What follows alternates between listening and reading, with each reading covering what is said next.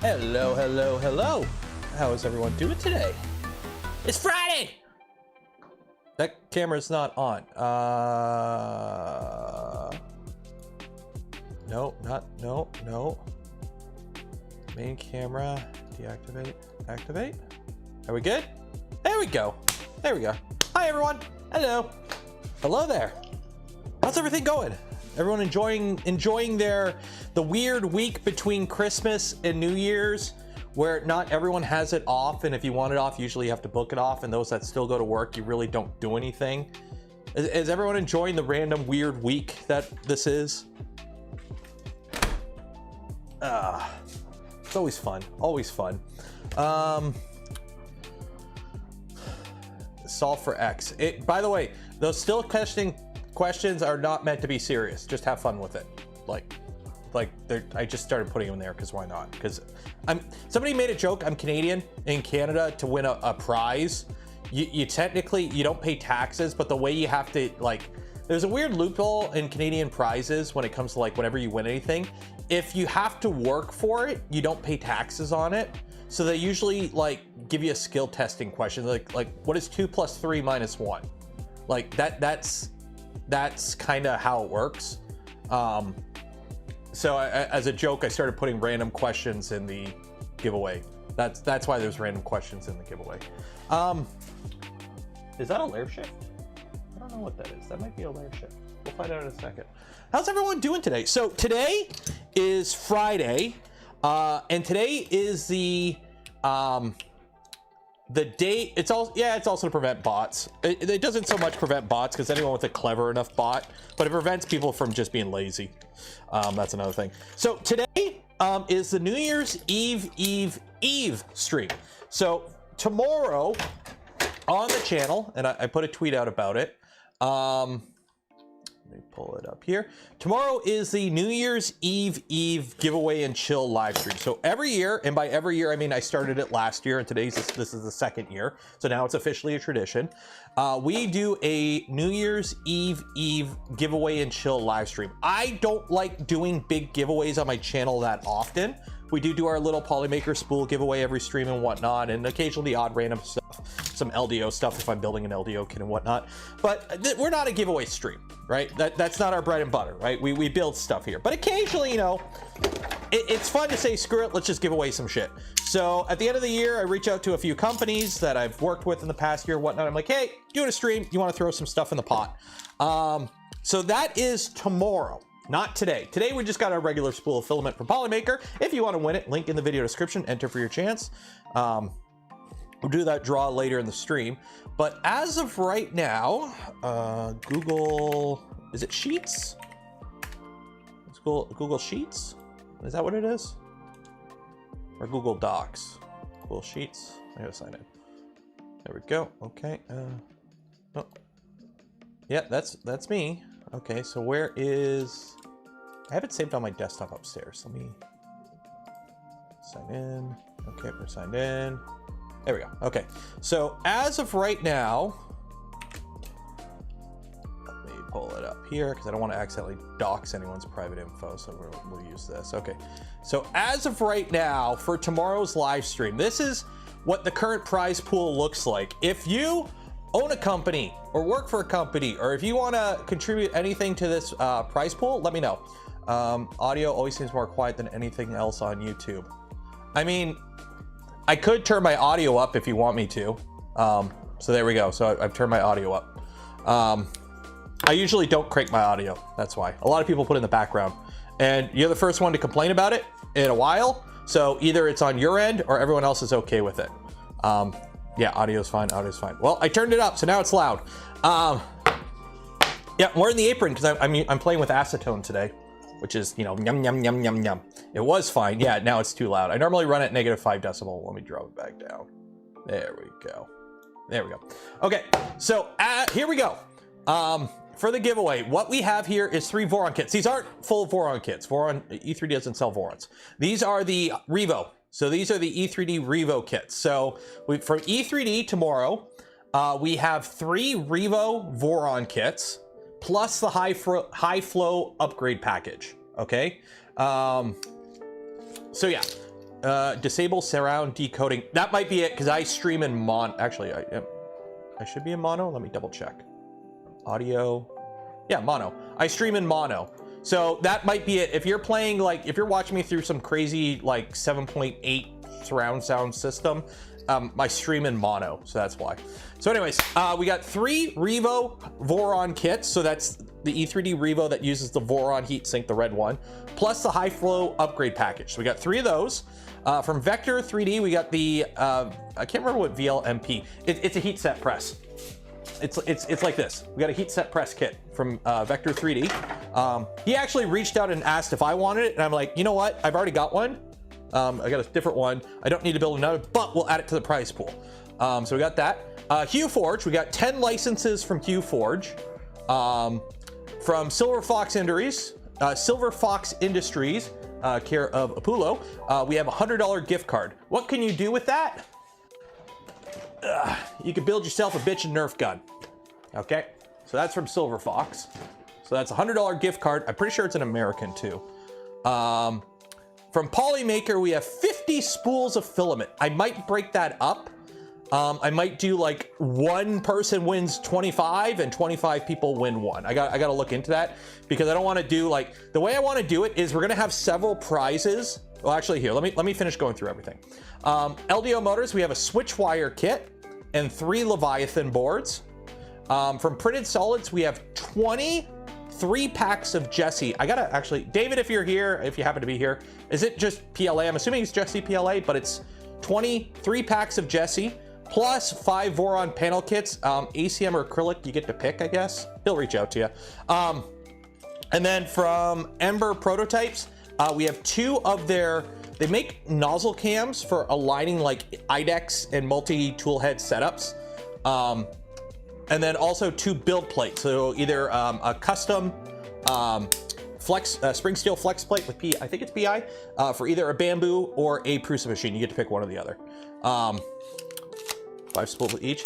I kind of want, so the reason I want to break it up, the stream tomorrow, as of now, the plan is to go live at 6 p.m. EST my time. Okay, so for the UK folks, that's kind of early, unfortunately, but it's going to be 6 p.m. EST my time, because it's New Year's Eve. During the day tomorrow, I'm going to be doing stuff, so that's just kind of when it's going to be. However, we're going to be doing it kind of how I did it last year. We'll have a group of big prizes, and by big prizes, it will be the switch wire kit. It'll be the switch wire kit. It'll be 25 spools. I want to do 25 spools. Basically, I want to try and get one more big ticket item for this. I don't know if I can. Matt Shammy, I don't think you saw my message. Well, if I DM me, if you're trying to reach me during a stream about like giveaways and whatnot, DM me with the actual details, and then at me in chat to check my DMs, because that way I can actually see it properly instead of spamming out there. But what I want to do is, I know not everyone can be here for the whole stream, obviously. So how I did it last year was the big ticket items you could enter at any time throughout the stream. Okay, so the Voron kit, for example, we'll use that as an example. That will be drawn at the end of stream. Anyone can enter throughout the stream. And then during the stream, we'll break it up into like 30-minute increments, where it'll be like, okay, for the next 30 minutes, we're giving away Polymaker filament. For the next 30 minutes, we're giving away the Vector 3D VLMP heat set press kit. So during the stream, it's going to incentivize people to watch the whole stream, but if you can't watch the whole stream, you can at least enter for the big ticket item. So it'll be, okay, for the next half hour, we're drawing for this. For the next half hour, we're drawing for this. That's kind of how we're going to do it. So if you miss part of the stream, you're going to miss some of the prizes, but you'll be able to at least enter for the big prizes and anything you're actually here for. That's how I did it last year, and I liked it. I don't like doing the kind of thing where it's like you have to be there to enter. So I think this is a good, or you have to be there to win. So I think it's a good middle ground where you don't have to be here to win, but you have to be here to enter. And it's only like certain draws during the stream and then a big one at the end. As of right now, none of the draws are region locked except for the Printed Solid. Printed Solid is Canada and the US only. Let me just double check that right now real quick. I'm pretty sure it's Canada and US only. Let me check here. Yeah, okay. Yeah, USA and Canada only, and if you're in Canada, you're gonna get hit with import duties because it's Canada. So everything else is pretty much international. If you happen to be in some random country, because how it's gonna work, I'm not collecting any of your private info. I will be collecting your name and your email address. And then I'm gonna forward that to whoever is dealing with whatever prize you won. They're gonna reach out to you and collect your info. I don't wanna know where you live. I don't want your phone number, okay? I'm not gonna come crash at your house, so I don't need to know where you live. So I don't wanna collect anyone's personal information except for name and email address. I will forward that. So say you win a Leviathan board from LDO, I will send an email to Jason after the draw going, hey, Bob, with the email bob@hotmail.com has won the Leviathan board. Please reach out to him. Jason will collect your info, and then there you go. So there we go for that. So that will be tomorrow. Yeah, okay, and Mad Shammy just sent me a DM, so let me just check here. Okay.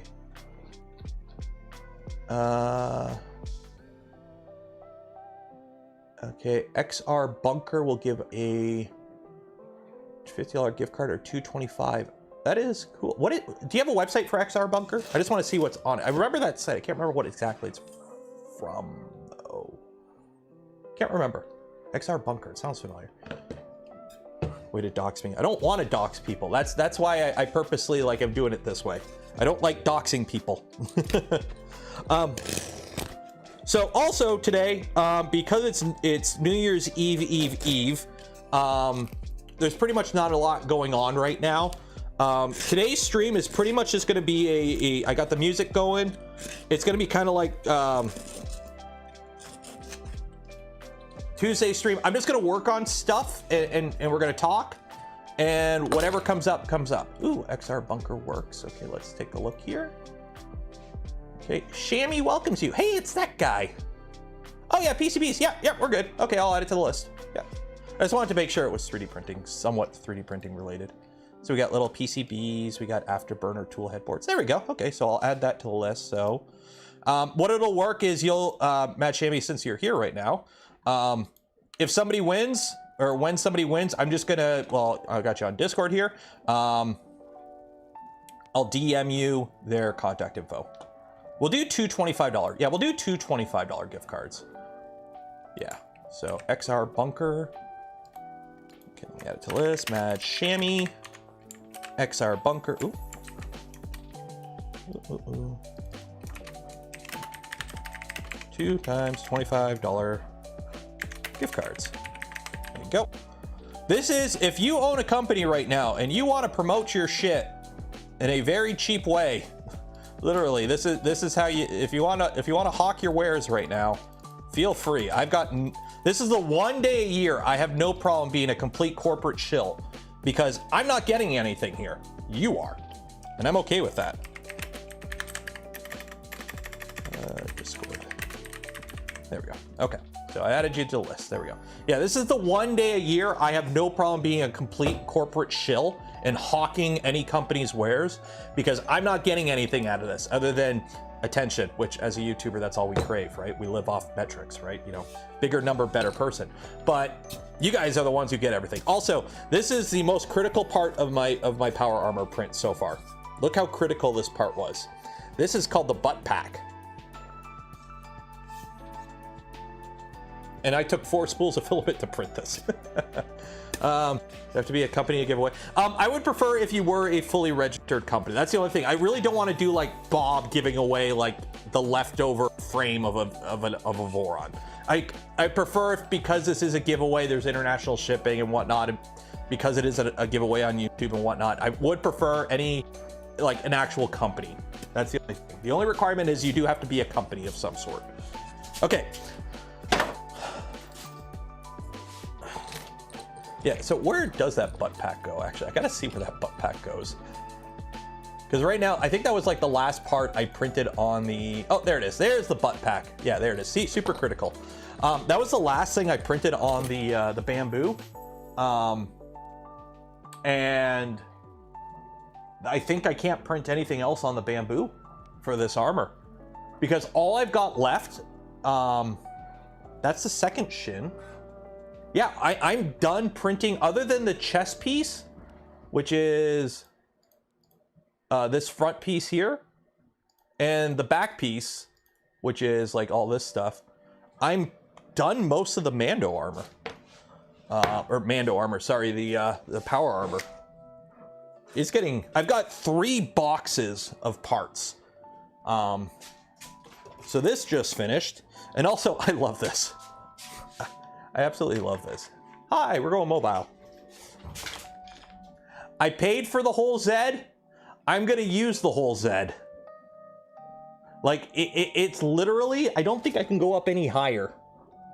Like, that's as high as it goes.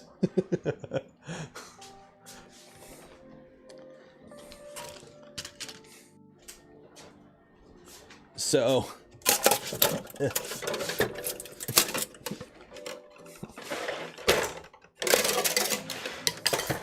go.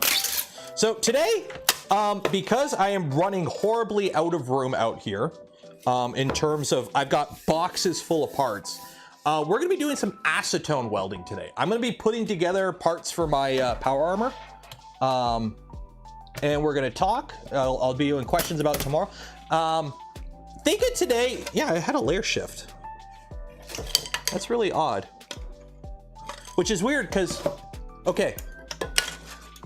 This was printed like this, and this was printed like this, okay? Okay, so this is the back of the machine, right? So this is front to back, right? Like I took it out of the machine like this.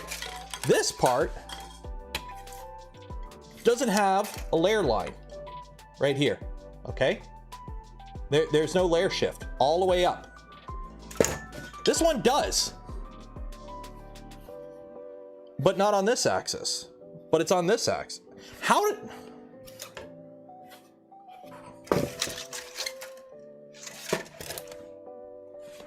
Literally at the exact same height.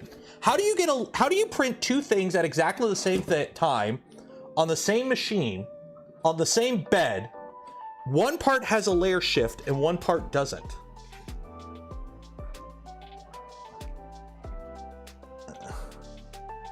How?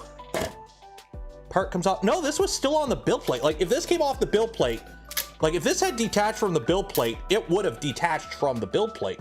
It bumped the piece. Maybe. It's just really weird. Like the part's still good. I'll be able to blend it out with sanding and whatnot. Part jiggled, it wasn't the tool. It's just really weird. Oh, you know what? You're right. Because over here, it's barely there. And over here, it's like the whole part kind of went like, slightly. It's just really weird that it only affected this one part and it didn't pop off the bed. Really weird. Have a camera feed to watch? Nah, I have a camera feed, but it wouldn't record it. It's a top-down camera, so I wouldn't have seen anything. A thin part. Yeah, this part actually has a lot of issues because it's so thin. Like it didn't even print like a section of it because the wall's so thin. It's kind of weird. But anyways, everyone's favorite part. I love me organic supports. They just come right out.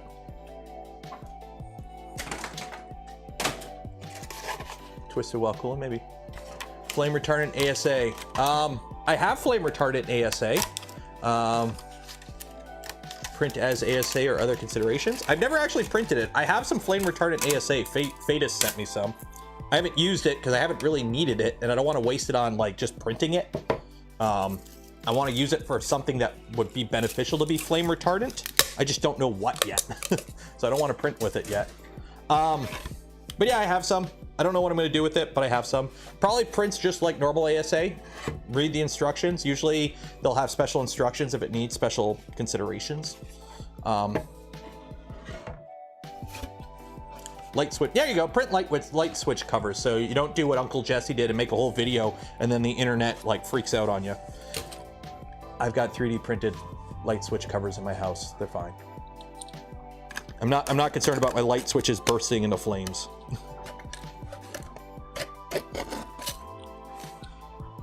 Do I recycle my supports? Yeah, I recycle them right into the garbage. Right into the garbage.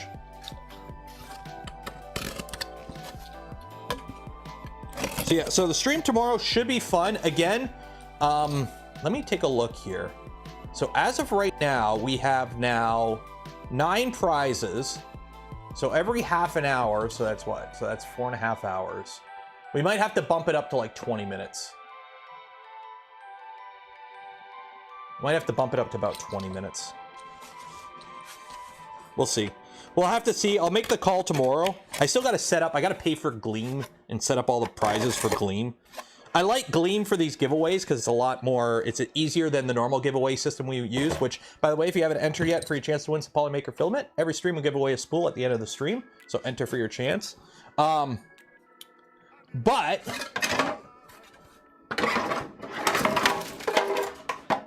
jeez, I'm running out of room. Okay, you know what?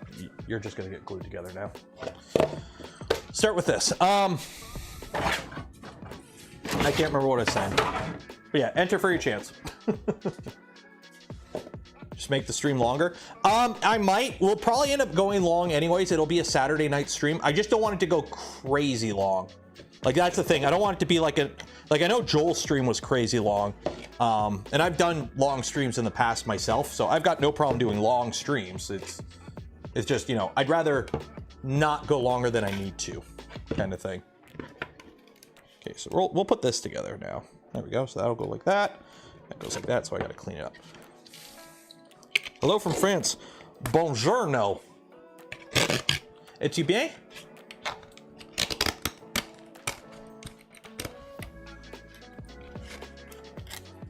What time it starts? 6 p.m. EST. I will put the stream up for tomorrow tonight. Normally, I put the stream up like the day of. After this stream ends, I will put the stream up for tomorrow. Oui, oui, hon, hon, hon, hon, baguette, pamplemousse, bibliothèque. Acetone well. Yeah, so I get my little mason jar full of acetone with some scrap ABS dissolved in it, just to act like a little bit of glue. I got my brushy brush. Get some gloves on. Hello from India. Hello from the Czech Republic. Hello, everyone. I don't know how to say hello in Hindi or Czech. Hello from Germany. Guten Morgen is morning. I don't know. Guten Tag? Texas. Oh, I can speak Texas. Pew pew. No healthcare. There you go. That's, I know how to speak Texas.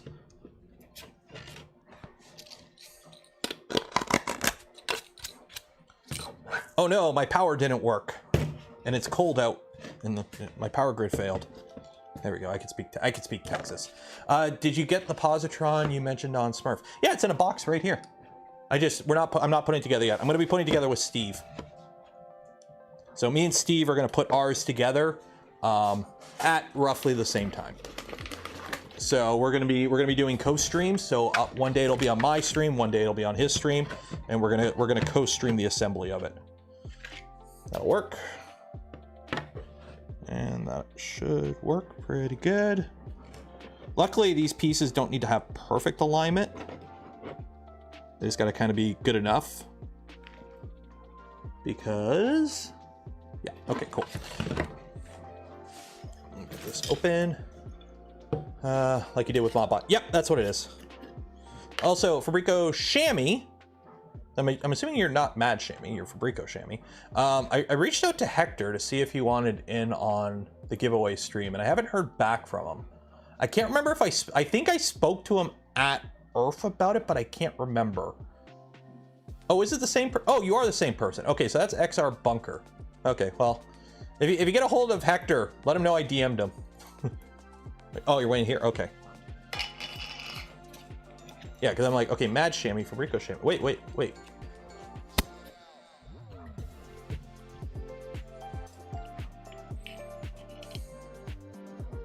Oh, that's a chunk of support. And for those wondering, I'm highly going to recommend, if you do any sort of acetone welding, like I'm doing right now, do it in a well-ventilated environment, wear gloves, wear some form of eye pro, because the last thing you want to do is to like accidentally like flick it and get a bunch of acetone in your eye. I've done it. It fucking sucks. Don't do it. So yeah, so wear something on your eyes Like, you could be smart and wear a full like face shield, which I don't know where mine's at. I have one, I don't know where it's at.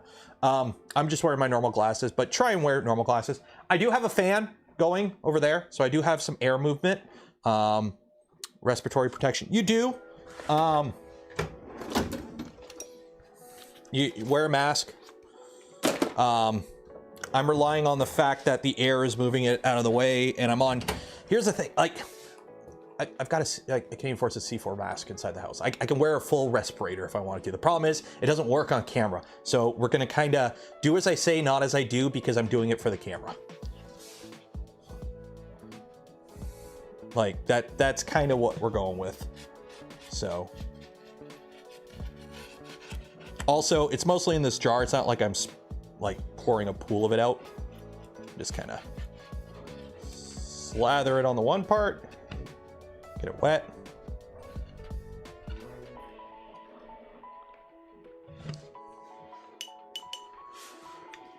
Large fan. Yeah, I got a little fan. Well, I wouldn't call it a large fan, but I do have a fan moving enough air that, like, right now I can't smell it. And don't worry, it's not the COVID. I'm over the COVID. I can smell again. It's like blowing it that way. So I'm good. So you just wet both halves with acetone. You don't have to dissolve some like waste in it. I like to put a couple pieces of scrap ABS in there just to dissolve it a bit. Just so it's a little bit like thicker, I guess, because we like it thick here.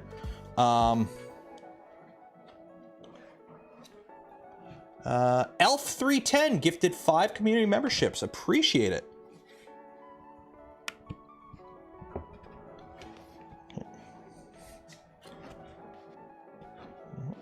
Shoot, there we go. That goes there. Goes there.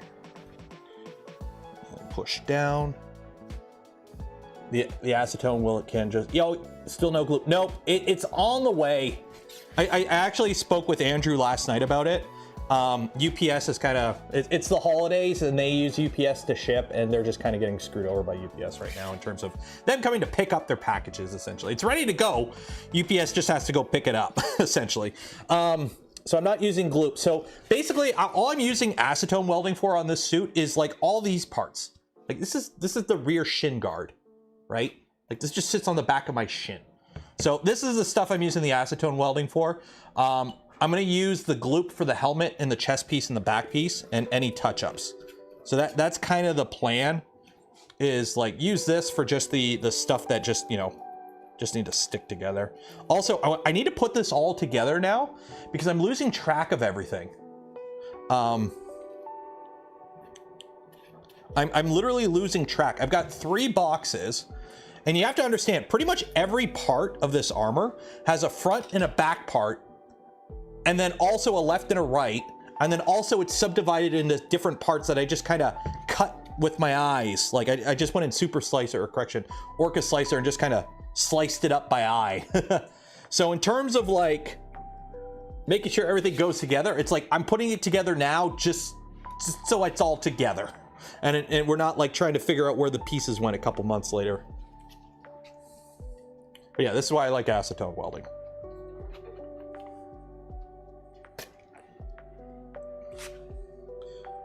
So we'll let that do the other side now.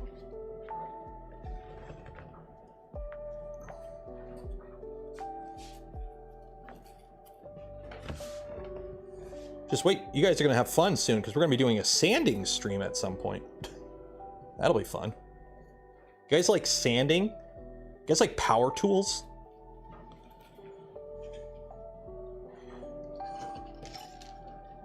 Link to the STLs for this suit. I do have a link to them. That is a paid model though. So I found these files on, shoot, wrong button.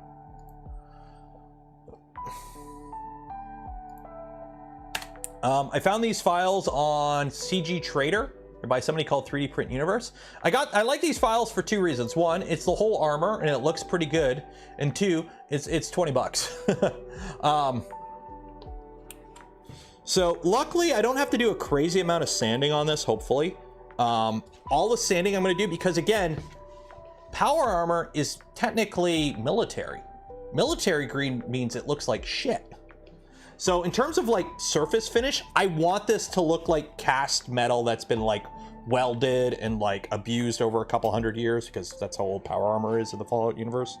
So yeah, this is why I like acetone welding. It's a solid part now. Like I could just chuck it in the bin now. Although you probably should wait like half an hour before really putting stress on it. And then what I like to do, and this is really handy. This was, I can't remember who showed me this trick or if I figured it out on my own, and I'm just totally like, I can't remember how I found out about it. But what I do is I go around and I collect all the little pieces of shim, or not shim, like all these little offcut, like the skirts, and you fold it and you use it to fill all the nooks and crannies that don't align properly because the part warped or something. So we've got a little bit of part warp here, which this happened to a lot of these parts. So what you do is you just kind of fill the void.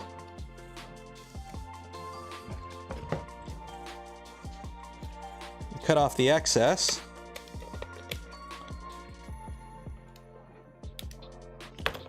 And then you just slather it in some acetone.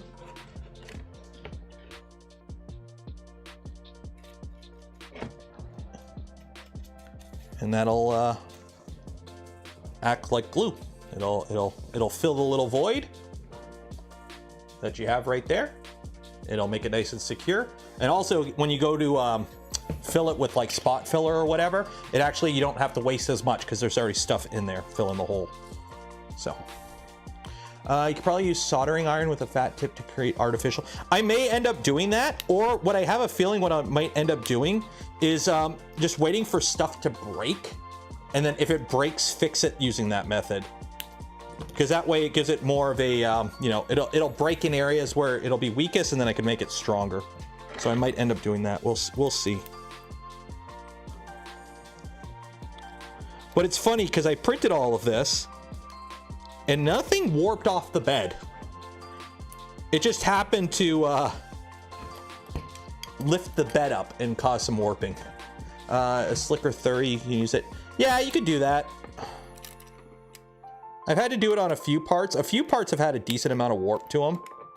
And it was a bit annoying to work with, but I did end up getting them to line up. But we got it. At the end of the day, we got it. There we go. So that's the second shin guard. So this one was printed on the Trident, or correction, this one was printed on the LDO V2, and then this one was printed on the Bamboo. This was printed with a 0.4 nozzle at 0.2 layer height. This was printed with a 0.6 nozzle at 0.3 layer height. They're both functionally the same. I really can't tell much of a difference between the two in terms of like what I'm gonna need them for. They both aren't perfect, and they're both kind of different in their own way. This has like a weird moire effect to it. Almost like it's slightly under extruded, like on the outer wall. I kind of don't know how to say it. This one's a little bit smoother, but the corners aren't as crisp. They're a little bit more rounded. They're both perfectly functional. It also doesn't help. This is like 6 different kinds of filament. This is just ASA. Print time difference. It's hard to say, but they're pretty similar. They're pretty damn similar. I wouldn't say one was like crazy faster than the other. So yeah, so if you're wondering how this works, here's the front shin guard. Here is the rear shin guard. That goes like that. So if you're wondering how big this is one shin, one leg. So that goes there, that goes there. Are you welded together? Did I weld you together? You're welded together, yeah. You're welded together. Okay, so that box is all welded. Okay. So you're welded, so you can go in the welded box with all your other welded box friends. Okay, what's next? It's pink. I don't know where the other half of it is.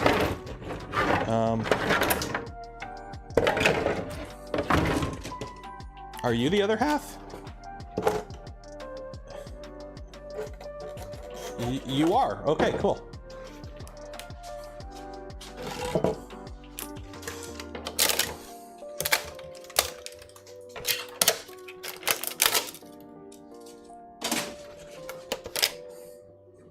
So I don't know what happened. See how stringy that is? I really don't care about the stringies because, again, everything here is getting handwork, so I really don't care about some wispy strings. But for some reason, the one spool of Polymaker ASA that I printed, the 5 kilogram, perfect, 0 issues. The second spool, perfect, 0 issues, except it was stringy like mad. So I don't know if it was just like a slightly wetter spool or something. But, oh yeah, organic supports, my friend. Look at this. Organic supports.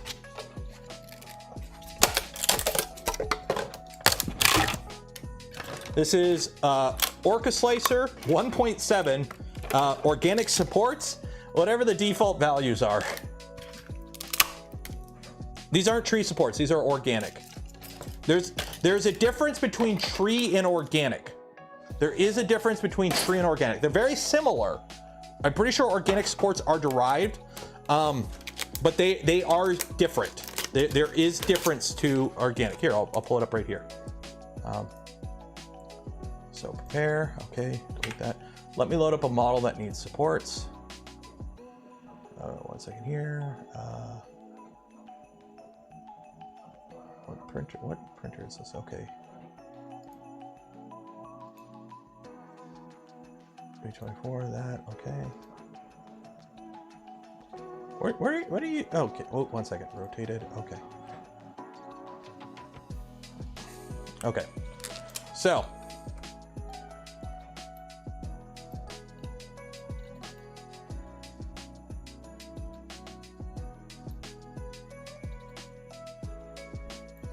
Looks about right, split, form cut, cool.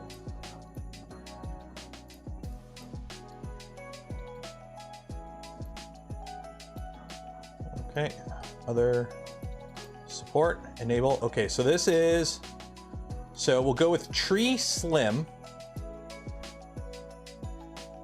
Oh, that's too high. 1 second here. Okay, there we go.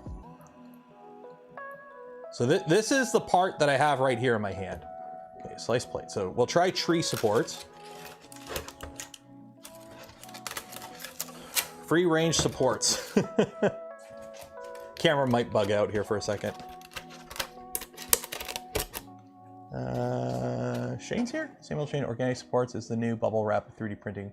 Once the print is done, the challenge is to pull it off in one piece. These come off pretty dang good, I will say. Like, okay, this guy's gonna be a little bit fun because he's part of the. There we go. Someone needs a Phoenix. I would love a Phoenix. Question is, do I have room for Phoenix? I already got a printer on the way, apparently soon, that I got to figure out where to put it. So that one's gonna be fun trying to find a home for that one. That one will probably end up living on the ground, let's be honest. Okay, so this is tree slim supports. Okay, so take a look at them. Okay, so according to this, tree slim supports is 37% of the time. Does it tell me a weight? Percent. Okay, that's the time. It doesn't break down the weight. Filament. One type. Yeah, okay, anyways. So that is that. So now we're gonna try organic. Orange Storm? No, I don't want. The company that hasn't put any updates out for their Kickstarter yet. I've seen, hopefully they put an update out because apparently they're not putting updates out. I've seen a post on Twitter about that. People were trying to get updates versus, and completely like, you know, the Magneto X from Polymaker. Polymaker's been doing updates left and right on that machine. So anyways, so here is organic supports. Okay, less supports, and they're different. Like they're more branching, so they don't rely on the trunk as much. So Peopoly, that's what it was. Sorry. Yeah, Peopoly's been putting updates out on their social media about the Magneto quite a bit.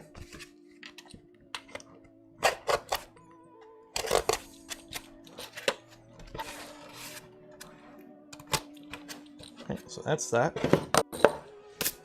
Also, I'm so annoyed I am out of the 5 kg. I've ordered more. I've got more 5 kilogram spools on the way, but now I'm having to feed the LDO V2 with just like 1 kilogram spools, and the problem is everything I'm printing on it is like 600 to 800 grams of print. So I'm having to like use full spools because I don't have filament rollover on it, and I don't want to open the door because all these prints are really tall and thin, and I don't want to shock them with cold air and crack them. So it's like I'm just using big spools. It's like am I doing a Peopoly? I am not. It's not on the list. If they want to participate, we can work something out, but right now, no. Elegant. Yeah, let me check. Orange Storm Giga. Honestly, that sounds like a freaking Godzilla enemy. Like it sounds like a bad guy in Godzilla. Okay. Updates. Oh, okay. So they did put out an update on the 28th about the unboxing. Okay, it's all sold out. When is it gonna ship? When is he supposed to ship? 4 days to go. Is there a ship date for these? Like when they're supposed to be craftsmanship, shipping? Oh, July 2024. Oh, it won't even be available for another 6 months. Ugh, that's kind of annoying. Okay. How am I gonna attach these together?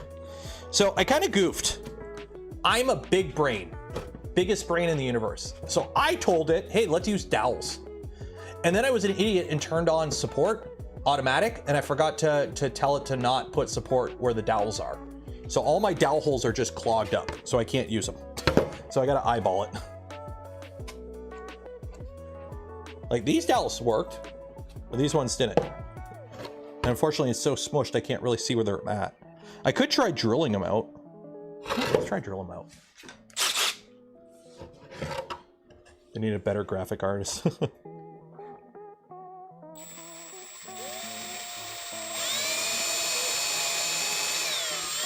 That works. Yeah, we'll drill them out.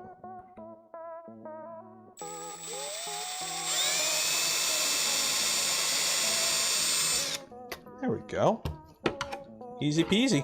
Honestly, I only need the end ones, because the rest I can kind of do by hand in terms of lining everything up.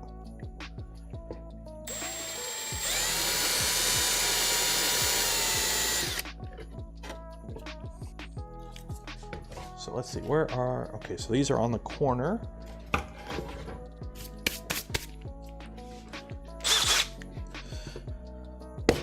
So what's everyone got for plans for the, what are y'all up to for New Year's? Yeah, there's that one. Anything exciting going on? There's that one. And the side ones I'm not gonna find. Okay. Finishing your VZ bot, nice. Yeah, so I've got the end ones and the front ones. So this should line up. That. Oh yeah, this is gonna be fun. Oh yeah, nothing lines up. Everything's all crooked as shit. This is gonna be fun because I think this was printed on the bamboo. And you know what's funny? So I don't know if I can show this. I'm gonna show it anyway because it drives the point home. Okay, it drives the point home. Let me find it here. Let me find it here. So I'm gonna chalk this up to what Mama don't know, don't hurt her. Okay. Because you don't know how it is until you actually see it, okay? This is one of those things. If you don't see it, it doesn't affect you. But then once you see it, you're now aware of it. Let me find it here. There it is. Okay, there it is. Cool. Okay, now make sure I hide this, so I don't accidentally leak anything that I'm not supposed to, because this is all super secret stuff. There we go. Okay, cool. So, for those that don't know, my Bamboo is running custom firmware. I don't think you can see it in this. Yeah, you can't see it in the screen because it's printing. Anyways, I've got custom firmware on my Bamboo. So your Bamboo has a bed mesh. It can run a bed mesh. What are the numbers the bed mesh gives you? I don't know. But it has a bed mesh. Well, this is what my bed mesh looks like. So when I hear this, the soundtrack of Tony Hawk Pro Skater starts coming up in the background because shit's tacoed like a mofo, and it's a half pipe. So, yeah, maybe that's why they're preventing downgrades. They don't want people to see how tacoed their beds are. So maybe that's it. Maybe that's the grand conspiracy. So yeah, so hey, you want to know what your bed mesh is on your Bamboo? Hey, you can see it now with the custom firmware. So here I am, doing everything I can. Holding on to what I am, thinking I'm a Superman.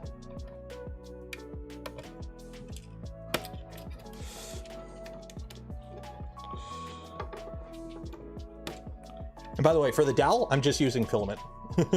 What's the top number? It's 9. So I've got like a 0.7 millimeter deviation. So it's actually tacoed like this, I believe. I think it's humped, not tacoed.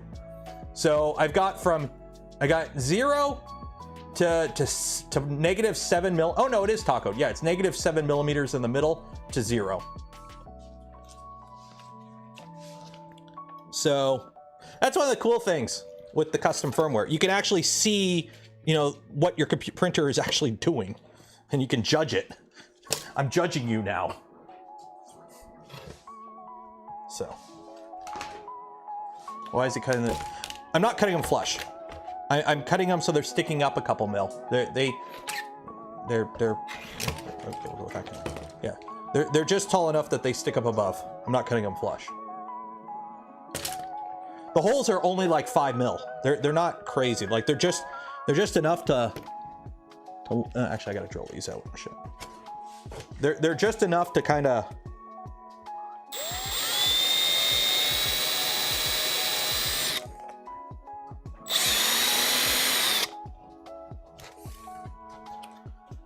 I'm the captain now. Exactly. But honestly, the fact that they like straight up banned, like they didn't ban any people, but the fact that they turned off downgrading of the firmware because they don't want people doing this. And the best part is the amount of people that said very, very, very no-no words that I can't even repeat, that it is now my fault that Bamboo has deactivated the ability to revert firmware on their machines. Because guess what? 1.7.1, you know how I was saying, oh, hey, it's buggy, don't upgrade? I did that for 2 reasons. 1, so that you wouldn't get locked out of potentially playing with custom firmware. 2, because it's actually fucking buggy. I was actually having issues with my machine.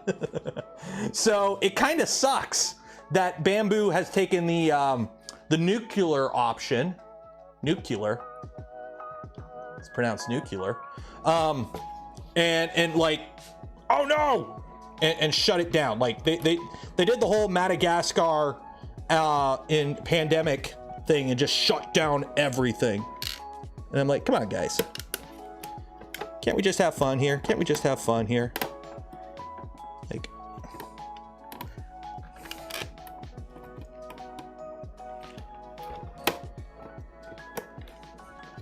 I just want make plastic boat.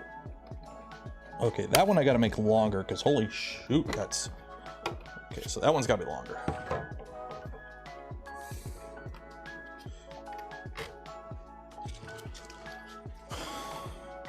I'm still on 1.6. You're good. Anything below 1.7.0 and lower, you're good.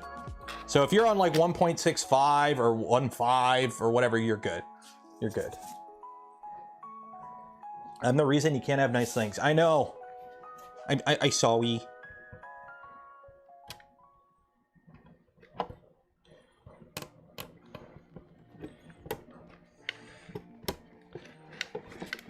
Just blame the government. It's always the government's fault. There we go. Okay, so that'll... Wow, there's a lot of misalignment there. Okay. I'm gonna have to hold that pretty tight for a bit. Okay. So we're good there. Okay. Cool.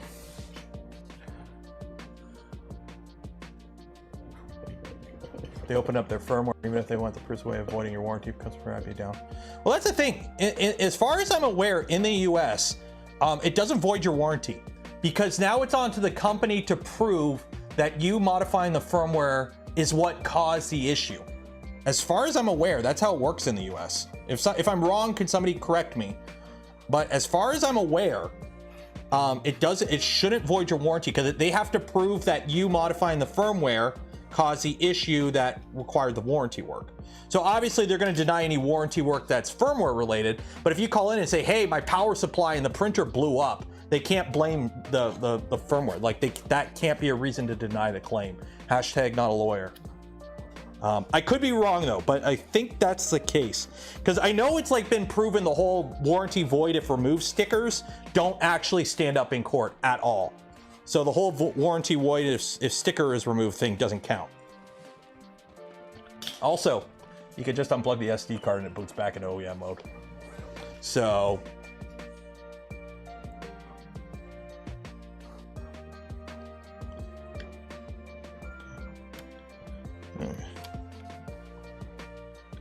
now comes the fun part where I gotta line it all up while it's all slightly goopy.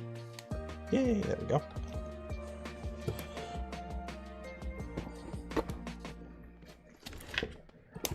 There we go.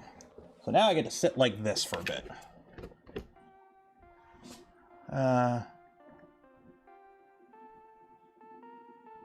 Think they could still, but how are they gonna know? If I call in and say, hey, a wire broke on my machine, send a replacement wire, how are they gonna know I'm running modified firmware?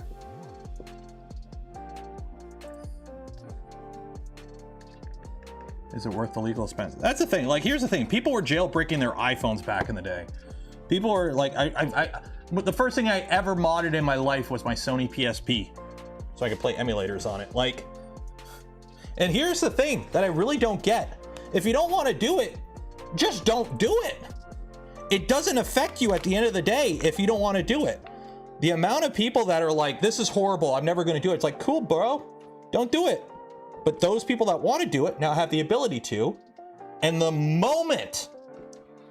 very moment there is a feature that was added to the printer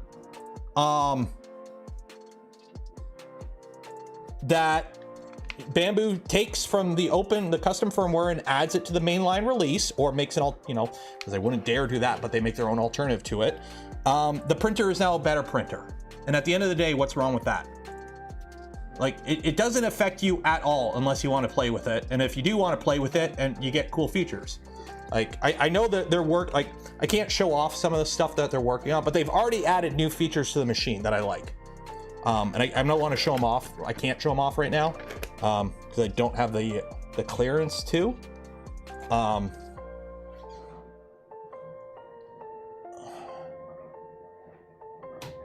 But at the end of the day, hey, your printer can do more than it used to, and it didn't cost you anything. There we go. Wonder why Modbot's name is Modbot. Because he got started modifying Xbox hardware. Hi, Calvin. What are you doing out here? I just want to watch. You want to watch, eh? I know it's warm right there. Daddy's got the heater going.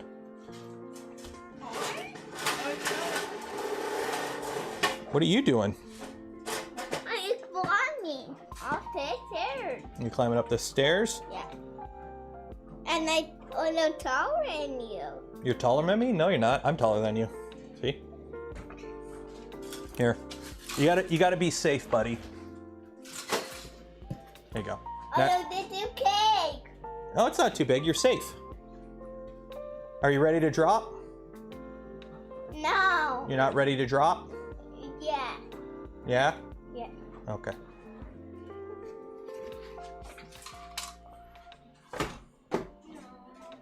What do you want? Daddy's working with some chemicals that aren't really good to have around when you're around. Why? Because they burn you. For me? Yeah, they'll burn you. And they smell really stinky. Kiki. Yeah, stinky. So, do you want to go inside? No. Yeah. Here, go inside. No. Yeah, man. No. There you go. Inside. But I do this hiding.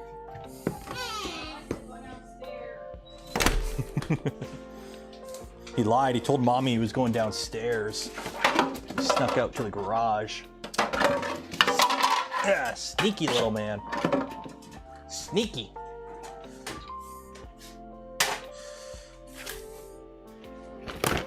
Stay. Okay. Yeah. There's the right shin guard. Hopefully, oh, did I screw this up? Oh no, we're good. We're good. I printed a right and a left. That's good. I didn't screw it up. Because that would have been bad. Okay, so now I got to put some extra support in here because this side is bad. What happened with Grant and cracking the log files? I can neither confirm nor deny. What is the freaking Glomar response? I can neither confirm nor deny the allegations. However, if such allegations were true, they would not be public, and I am not under liberty to discuss. Or something. I don't know. TLDR, I can't comment on it. And I'm not going to comment on it. So, Glomar response. Look it up. I've used the Glomar response more in the past, like, week than I have in my life. I love the Glomar response.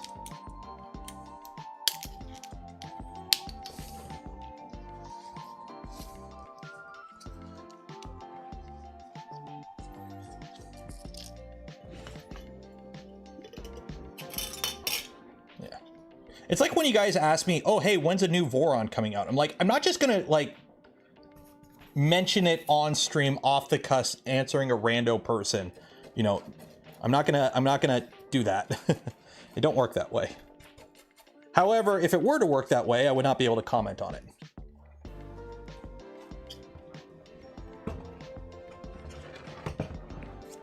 Well, that's a big gap. That's a huge gap. Okay, let me fix this here first. When is the next Voron coming out? I don't know. Whenever Phoenix gets finished.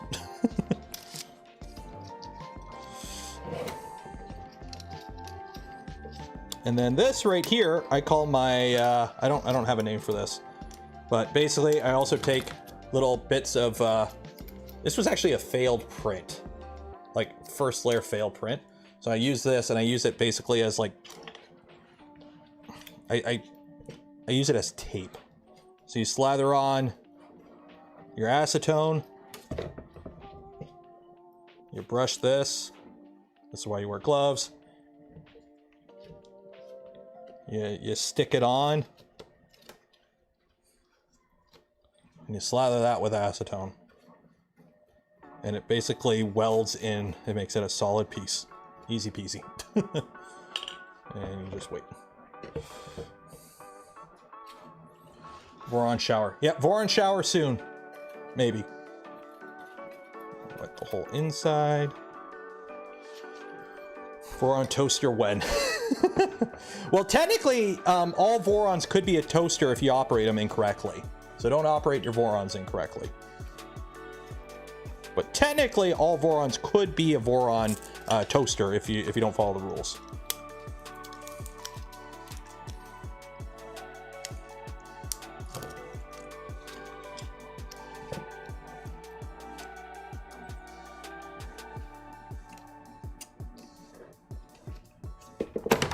Fuck!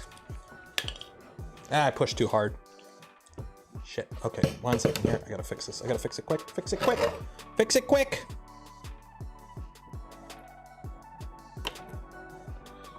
Come on. Shoot. Come on. Get back in your hole. You have like, shoot.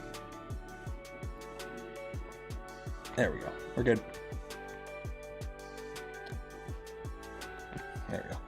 I jumped the gun a little too bit on adding that. There's this part doesn't have like a lot of surface on surface. There's like a lot of like hairline gap in it, and that's not good.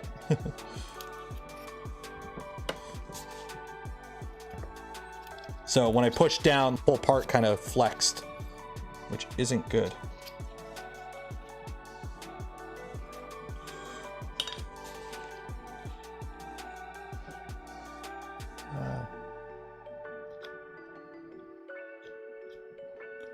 Those acetone gloves. Yeah, I know. You get about 30 minutes before they dissolve. I'm aware. But they're the only gloves I have. So it's either this or bare skin. I probably should get my hands on some like heavy duty rubber gloves for this kind of stuff. Especially once I get the gloop on hand. But for now, this works. For now.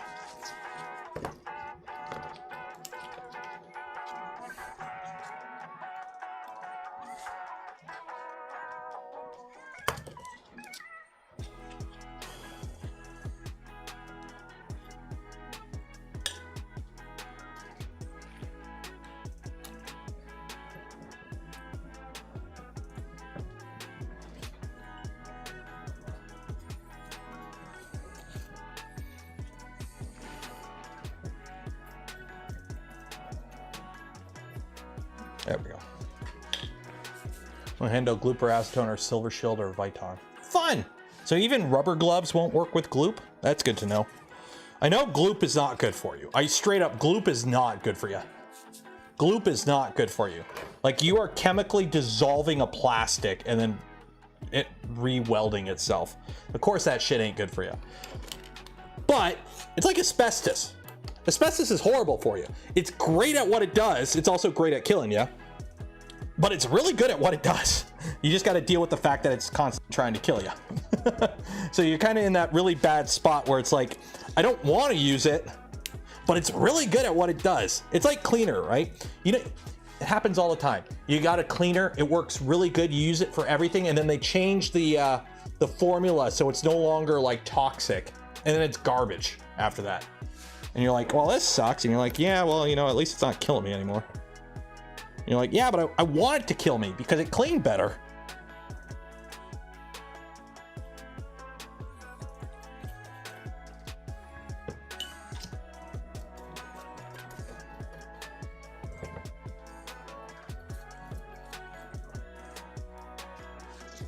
Like, back in my day, we all just got cancer and died. Methanol chloride. Oh man, at the shop I worked at, we used to have jugs of methanol just left out everywhere, and we use that to clean everything. Acetone isn't that bad. No, but it's not good for you. Like you really don't want to get it in you or on you. Derek gifted 5 community memberships. Cheers and appreciate it.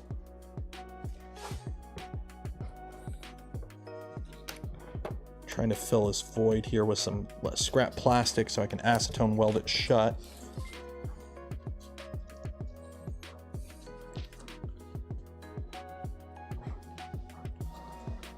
Methanol is not as bad as it. Apparently, it also that was like the old wives' tale when I was at the shop, that it sterilized you too. Like, too much of it would sterilize you. I remember being told that when I started working at the shop. I don't know how true it is, but I remember being told that, as I constantly used it every day to clean my hands. Because, you know, all the greases and oils you get exposed to working in a shop.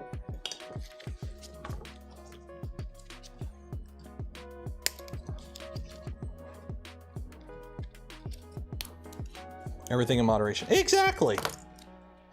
Exactly. As long as you moderate, as long as you do it in moderation, you're good. Right? Right.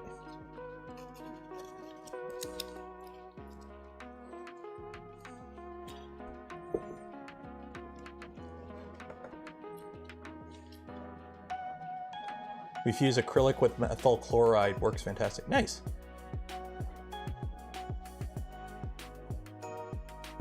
Asbestos is really, basically asbestos, it depends on how you get exposed to it. Like if you walk into a room and there's pipes in the room and the pipes have asbestos fire like insulation around them and you don't touch it, it's fine. It's been there for 30 years. It'll be there for another 30 years. It'll be fine. Acetone or methanol. I'm just talking about all the different stuff now. That stuff gets bad. Asbestos gets bad when it's airborne. Okay. So when it's airborne, that's when you have the issue with asbestos. I'm gonna hold this for a bit.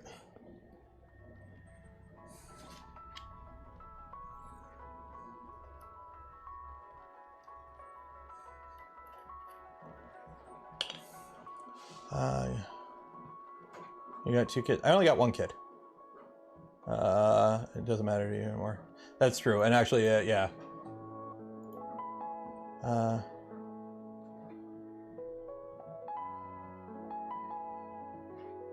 Had asbestos days due to remodeling mishap. I believe it. I believe it.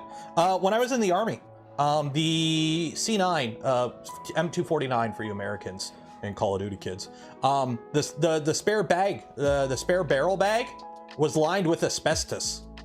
Because like you're taking a screaming hot machine gun barrel and you need to put it in something that you can put on your back in case you have to run with a screaming red hot machine gun barrel. So yeah, the old bags that we would put the barrels in were lined with asbestos. So every time you took the bag or the barrel out of the bag, it would just be covered in little white fibers. You're like, nummies. Good old Canadian government.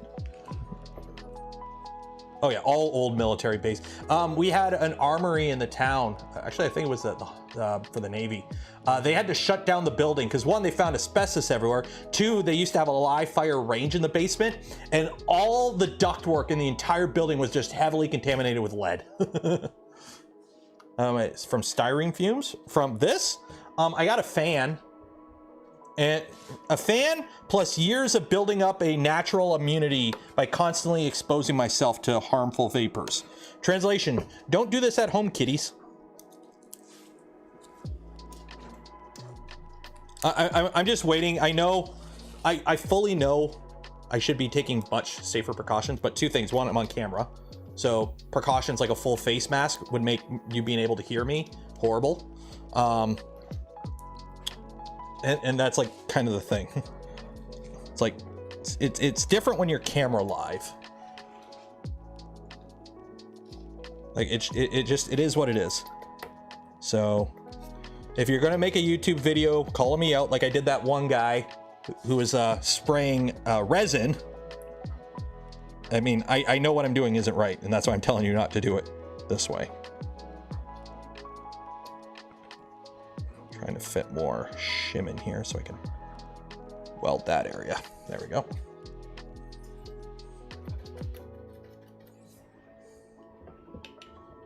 It's like using earth as an electric ground. I've got a fan blowing air. I'm in a 300 square foot garage. There's enough air movement. Also, I've got a printer. Actually, oh, that's printing PETG. So this I'm actually printing PETG for once. I know, and it's not for the power armor, so it's for something different. Okay, so this I'm gonna let rest for a bit because this is kind of messy. I gotta fix that one front piece first.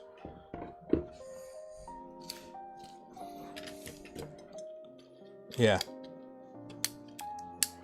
Like, this isn't an instructional video. I'm working on this and you guys just happen to be watching.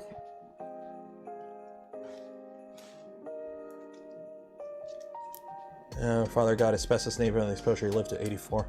Hey, 84 ain't bad. 84 is longer than average. So I'll be happy to make 84.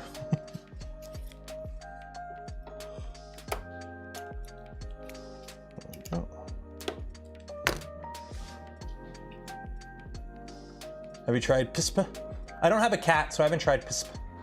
I've heard PSP, and PSP is really good when you have cats, but I don't have a cat, so I haven't tried it yet.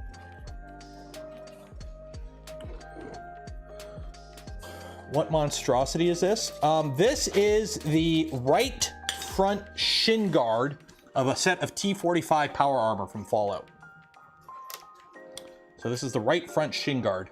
And what I'm doing is I'm acetone welding together and trying to fill some gaps in the process. And it's kind of working okay. So let that dry now. Hold it up to the light, make sure I've got no major gaps. We're good. So the plan is for all these parts, I want to get them all like to this state. And then what I'm going to do is get my Black & Decker mouse and just hit all the seams on it and just kind of knock down anything that's like aggressively bad. And then I'm going to make up some Bondo, like not spot fill, I mean actual Bondo. And I'm going to use that to fill all the big gaps. So this way I'll have all the parts ready to go and I could just go one part after the other and just fill all the big gaps on everything. Let that dry and then do the second coat of Bondo and then go into actual final prep. So this can go here. Stay.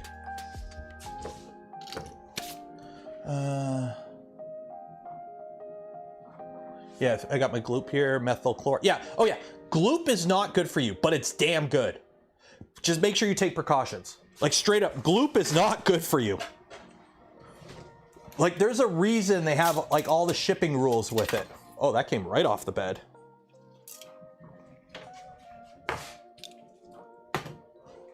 I love organic supports. Did I ever tell you guys I love organic supports?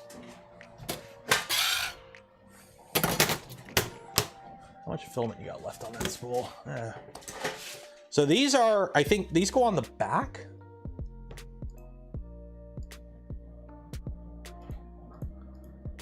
Oh yeah. Where did these go?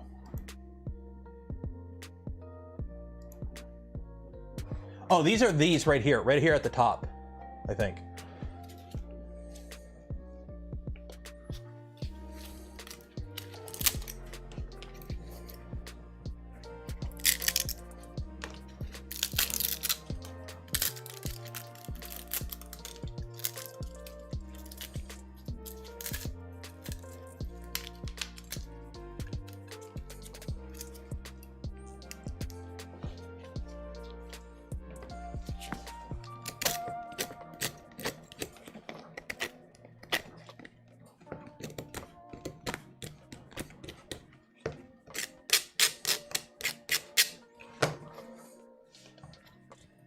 That is not bad for like no prep and like straight off the machine.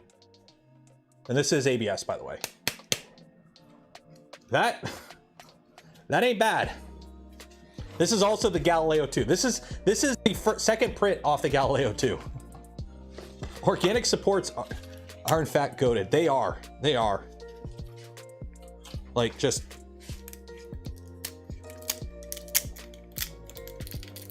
Like look at that. That ain't bad. That is not bad. I'll take it. 15%. This might be 25. I might have gone a little bit higher on the infill on this, just because it's a long part.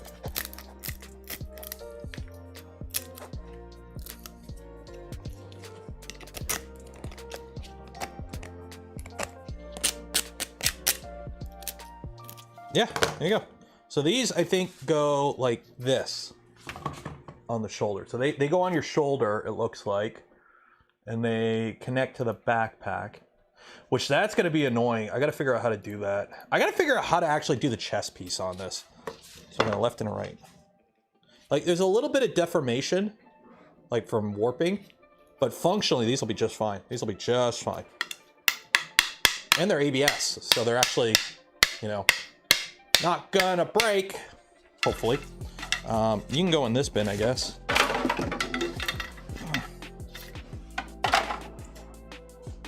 Anything else on those machines? No, okay. More welding. You're welded, you're welded, you're welded, you're welded, you're welded. Okay, that is actually all of that is welded. Okay, I gotta start grabbing stuff out of this bin to weld. We got this and this. This is the rear thigh piece on the right. So this rides, how the fuck does this go? Oh, it goes this way. Is this the left one? This might be the, oh, no. No, this is the right one. Yeah. So this goes here. It goes down here. Because it's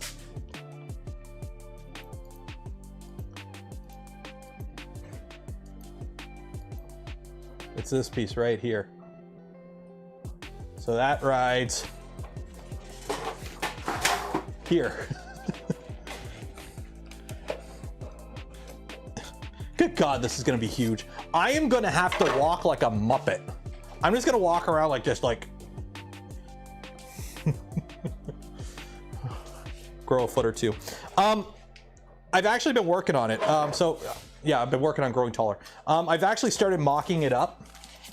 So I went out and I bought these. They were 30 bucks on Amazon. So I bought some shitty rubber boots, and I've actually started trying to figure out how much I gotta be up. So these boots give me a 1-inch lift, and I figure about 2 inches of padding underneath.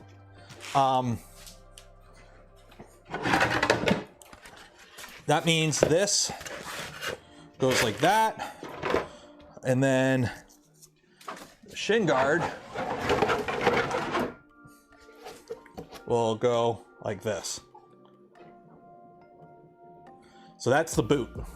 So basically, and then the rear part goes on, and then this whole assembly will be one unit. So the plan is to basically build up the boot as one single piece. So it'll be the boot portion, the foot portion, and then the shin guards will be one complete assembly, left and right, obviously. So that's kind of the plan. And these are just rubber boots, so I can slip them on and off. So I'm also gonna put 1-inch lifts inside here. So I'm gonna be all Ron DeSantis up on my heel. So I'll just be in my boots up another inch. So 2 inches plus 1 inch plus an inch. I should be 4 inches taller. The helmet will add about 3 inches to me. I should be 6'6", I'm hoping, with all this. 6'6", 6'7" with everything. Because you kind of want to be tall wearing this. No flexibility in the shin guards. At the moment, no. We'll see. I might be okay, because I had no flexibility in the Mando armor shin guards, and it worked fine. And those were one piece. Same with the thigh guards. So make some breathing holes in the boot. I will. Don't worry. I've got all the plans are up here. We just gotta get to it. Okay, so how do I can I do this? Oh, this part is gonna be kind of warped. Okay, I might have to do this in 2 parts. Okay, so this is kind of annoying because I can't sit it flat. And I've got 2 of these I gotta put together. Right? Yeah, there's the other one. So this is the one that came off the printer.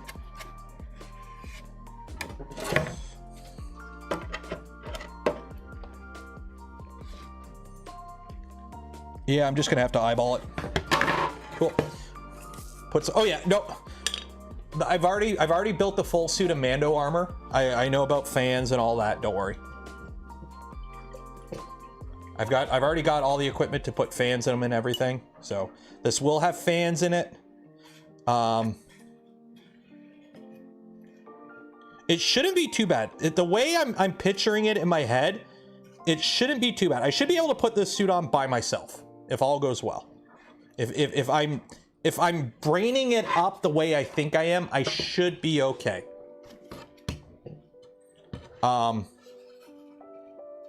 Yeah.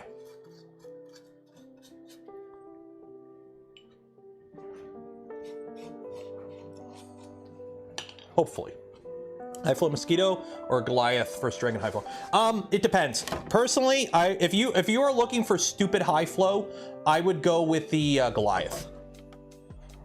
Okay, so if you're looking for crazy high flow, I would go Goliath. If you're just looking for a little bit more flow than normal, like it depends on the machine. What printer too? What printer are you putting this in? Because if you tell me Ender 3, that's going to change my options. If you tell me a VZBot, that'll give me a different option. If you're asking a Voron, I'll give you different options. So you need a functioning Geiger counter. What I want to do is get one of those voice boxes So my voice sounds a little bit electronic, like I'm talking through a radio. And I do want to get a like a little Arduino thing to play MP3 files. It'll have like a Geiger counter. I'll have like a bunch of old-timey music that you would hear in Fallout, and have a bunch of that loaded up. I tried it personally, either Rapido or Revo High Flow. That's what I would do on a Voron. My voice already sounds weird. What's wrong with my voice? Well, you gotta be hating on the XOL. If you're going with the XOL, maybe Goliath. It depends. It really depends. Do a bit of research. I've only have one machine with a Goliath, and it's the VZBot, and I haven't printed enclosed with it yet. So that'll be one of the first big projects we do in the new year, is enclose the VZBot and get that finally like done. Because right now with that build it got to the point where it was functional, and then we kind of put it aside.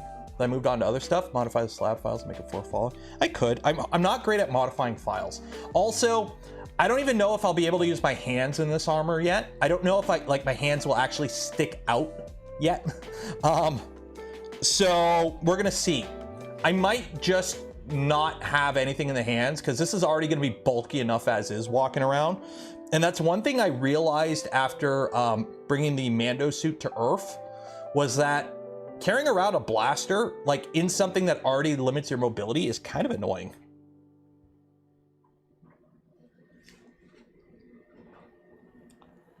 So I ended up dropping the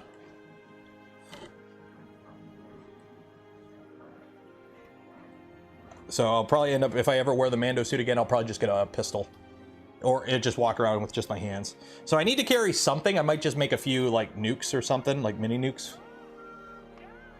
Hope you don't get an itch. I did ceremonial guard for a summer in Ottawa. I could stand around with an inch for a bit. I'll be okay. Hopefully. It's also like, I keep telling myself, it's like, this suit, when I'm done, will weigh about 50 pounds. I've done a lot with 50 pounds on me. I should be okay. And then it's like, no, I haven't been in the army also in like almost a decade. So I'm not in that shape anymore. So it's like, we'll see. We'll see. We'll see how it goes. What did I knock over? Oh, support.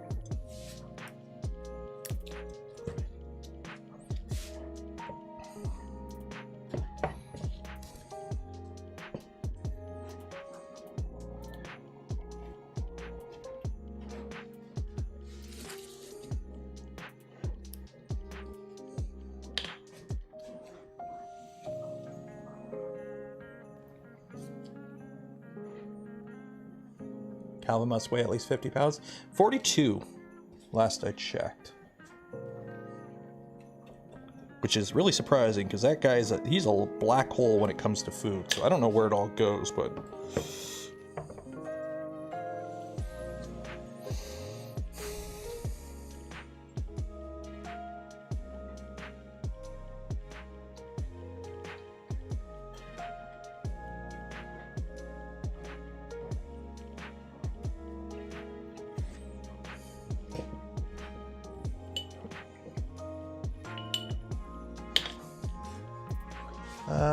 that pure acetone. I've dissolved a little bit of ABS in it, so it's like a very light ABS slurry.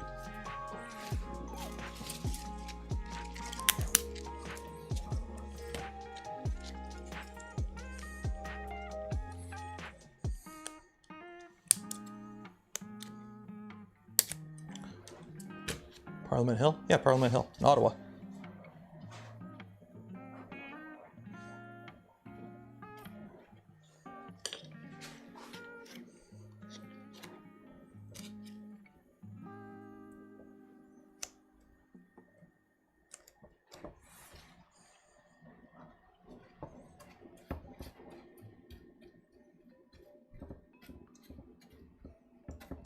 Go. I'm using little bits of brim as like tape, essentially. You need to take dog meat with you. I'm hoping to get this done to take some photos with Coda at some point. So I do want to actually get some. Hopefully Coda's in still good boy shape when this is near done. Take some photos with the good boy.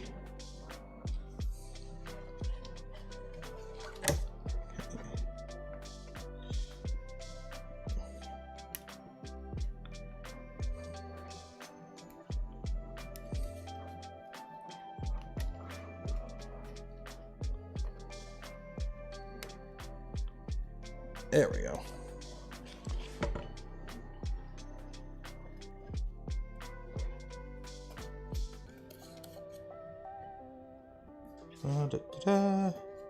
Just brushy, brushy, brushy, brushy. A little bit of brushy, brushy, brushy, brushy. All along the seam.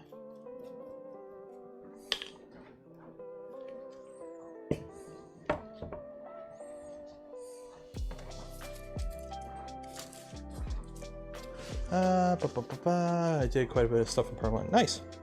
Yeah, and I think it was 2011, 2010 or 2011. I spent a summer in Ottawa doing ceremonial guard. So if you were in Ottawa and around that time and you watched like the changing of the guard and all that, or went to Rideau Hall, the guys in the bearskin hat not moving, I was one of those guys. Would I ever do it again? Fuck no. But it's cool to say I did it.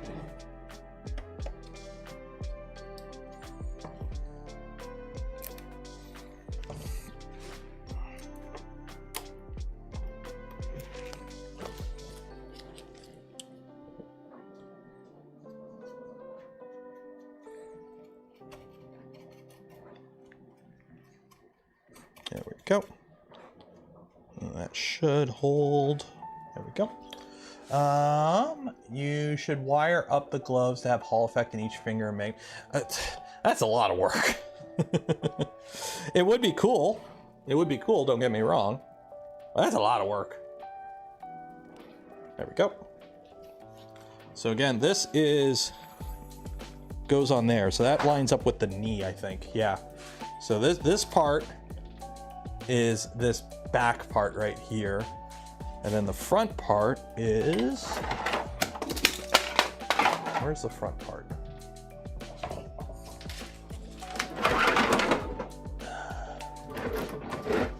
Are you one of the front parts? You are. I think you're the, yeah, you're the right. So this goes on the front.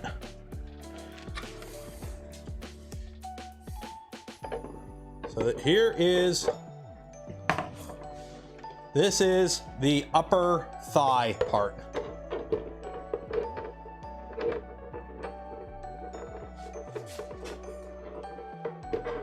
So this will go around the upper part of my thigh.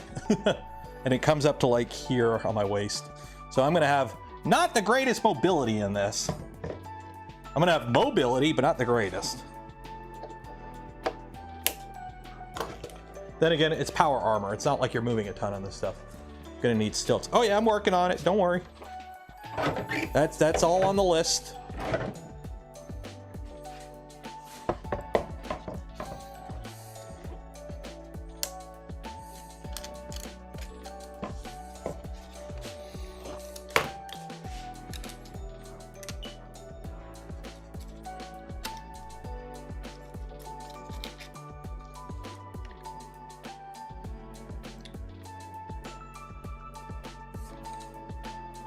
Murph? Murph might be a little much. Murph is a little, for those that have never been to Murph, it's in a barn in Indiana in June. It gonna be hot. We'll see. We'll see. I might bring it to Murph. I kind of would like to bring this to Murph. If I'm going to Murph. Murph is not 100% set in stone yet. The only event for sure this year, I can guarantee you 100% I'm going to, is Rocky Mountain. I'm obviously going to try and make it to everything like I did this year. But as of right now, the only day I have like locked in, good to go, is Rocky Mountain. Now, obviously, you know, I'm planning on making it to pretty much everything this year, except for Rapid. Rapid is going to be a bit of a crapshoot because I don't think I'm going to be making Rapid this year. And the only reason I don't know about Murph is because it might be Rapid instead of Murph. We'll see. Springtime. No, it's earlier in the year.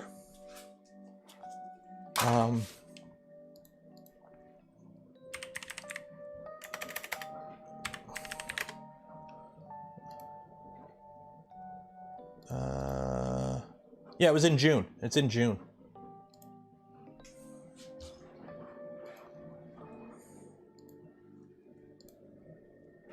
Okay. Oh, I got a DM here. Who's this from? Fabrico will do one black Micron kit and one of each 150, 25 gift card and a G2 extruder. Awesome. Sweet. Shammy, I just got that DM. Awesome. Let me add it to the list here. So we're getting some more stuff here for the giveaway stream. Fabrico. So we got a... What do we got here? We got black Micron kit. There we go.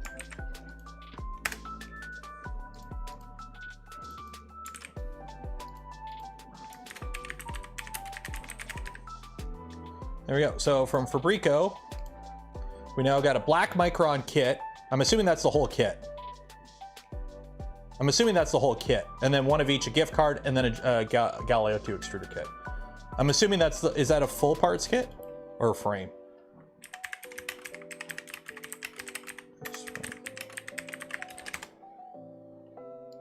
There we go. So if so, the Fabrico kit will be the one of the big ticket items. Okay, so now we gotta put this part together. All the ass. Ooh, this I might be able to. No. Dowels are all fucked up on this one too. Everything except from the controller and some other kits. Okay, cool, sweet. So I'll make it one of the big ticket items then. I'll add it to the big ticket pile. Jeez, this warped like a mofo, this one. Wow, that's a lot of warpage. That is a lot of warpage there. Holy shnikes.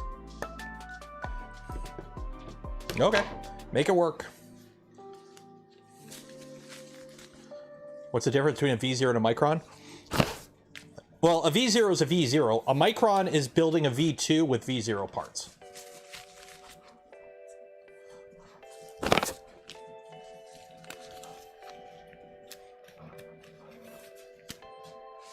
Okay, any other notifications?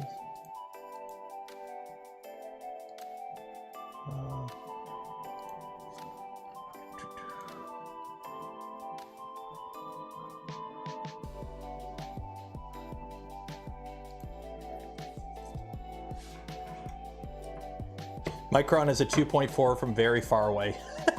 That's funny. That's funny.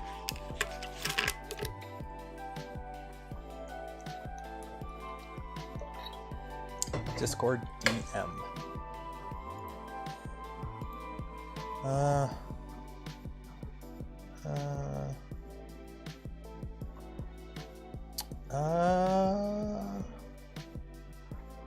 Okay, we'll talk after the stream. We'll talk after the stream for that one. Okay.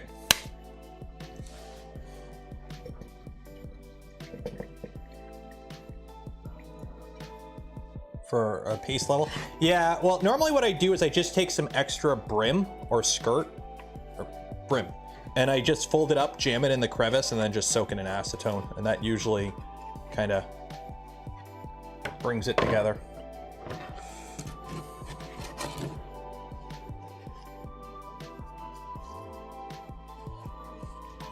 And then after this piece, we're gonna get the, I'm gonna swap a spool out, so we have a fresh spool in there. We're gonna start printing the chest piece. That's gonna be fun. Line you up there, line you up there, line you up there, line you up there, and squish. Oh yeah, this is warped to shit. Oh, this one's gonna be fun to line up. These are all printed on the same machine. It's just, they warp the plate up because they're so big. So I'm gonna have to like clamp it in a position and like force it to, oh geez, yeah, this, oh my God, this one's horrible. I'm gonna have to pin this. Okay, one second here.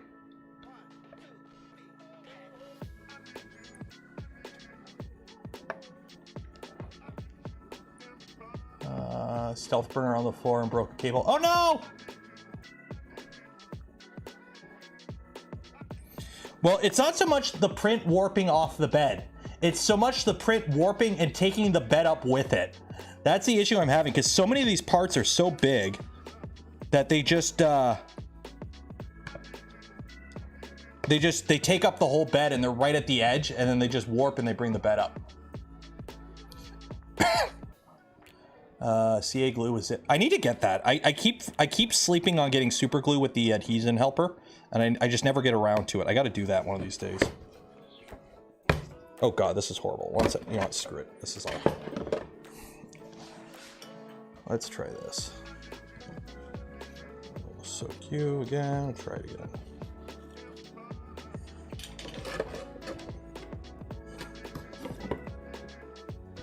Because that's the part that I need to have lined up. Is this? This is the most noticeable part if it's not lined up.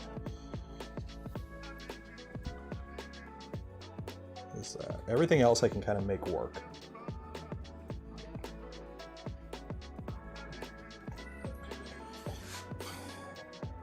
Yeah, everything else I can make work. There we go. As long as I get this.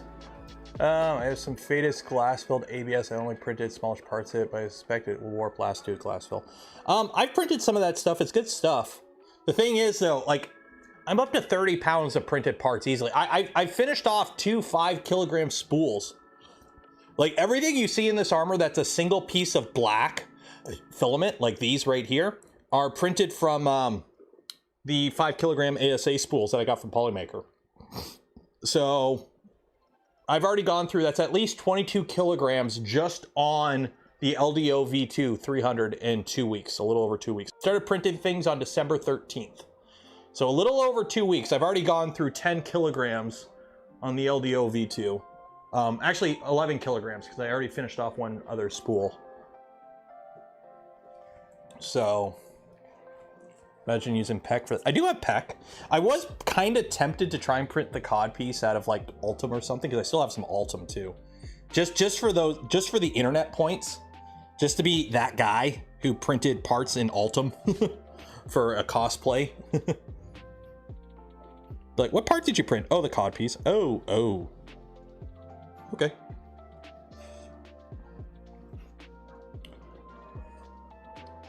It's just baking soda and super saturated solution with water. Yeah, true.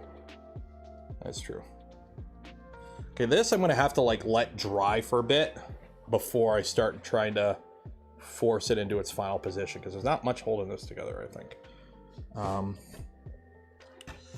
Can I fit my shim in there? Maybe? Oops, stay.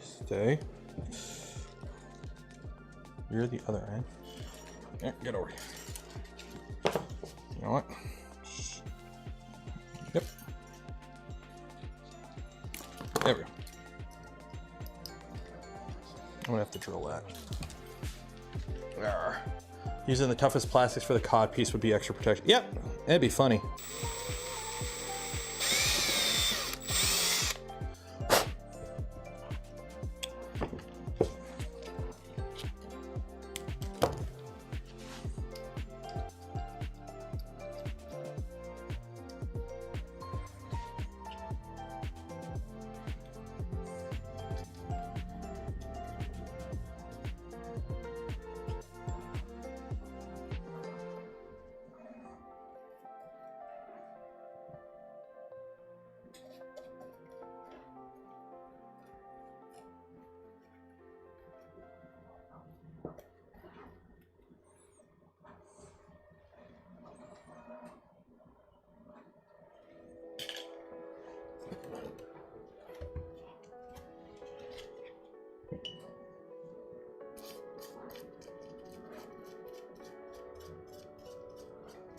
Okay, so I'm gonna let this dry for a little bit here.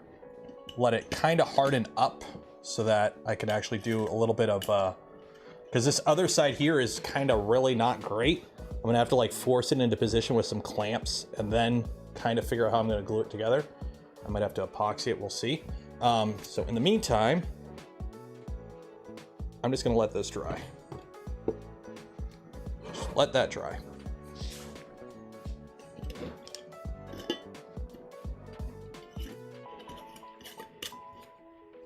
Okay.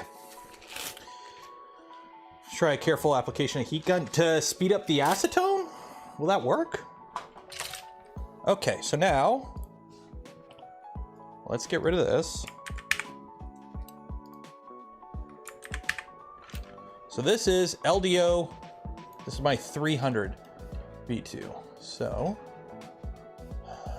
all I got left to print in FDM is this guy and the back piece. So first off, why did they model the handle as part of this? That is just asking for it to break off.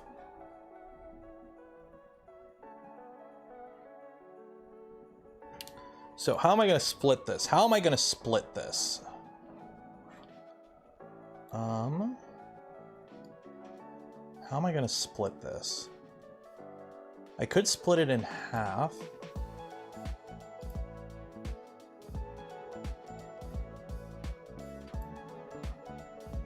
Form cut.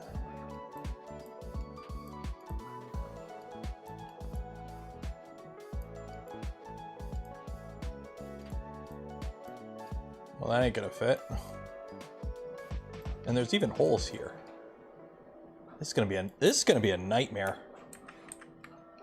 It's gonna be a nightmare to figure out how to cut this.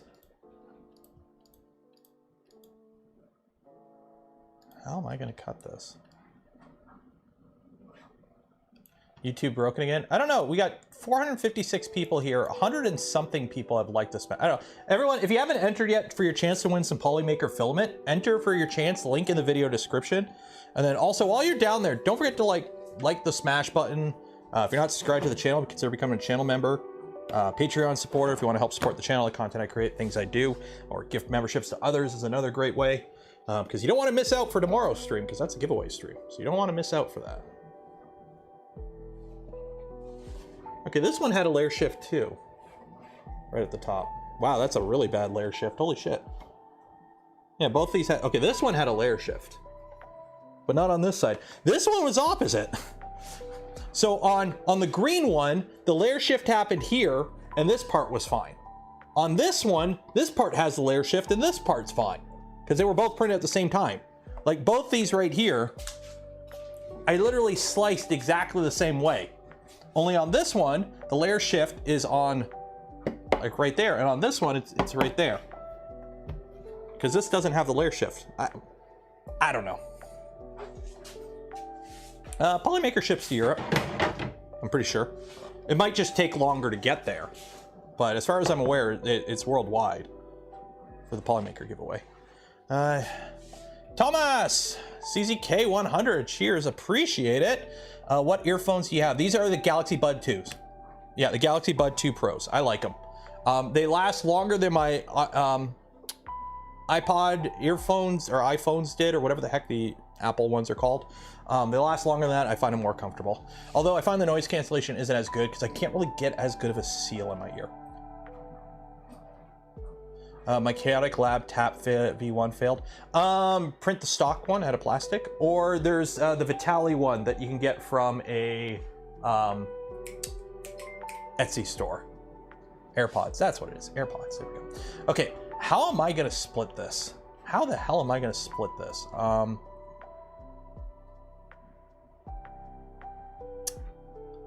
This is really not easy to split. By the way, this part, if you're wondering, it's 395 by 302 by 396. This won't even fit on the Magneto. Where am I gonna put this? How am I gonna split this? 3 parts. Quarters, probably. Well, I don't think I can just, like, split the top. Form cut.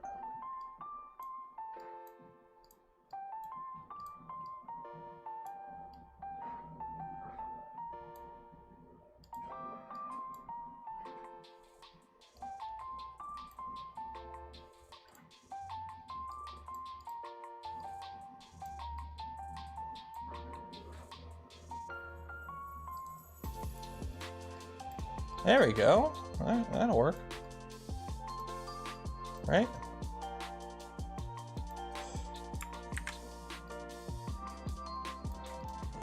There we go.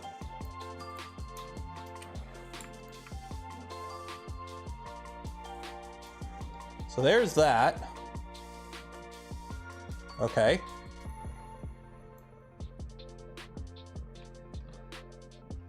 Slice plate.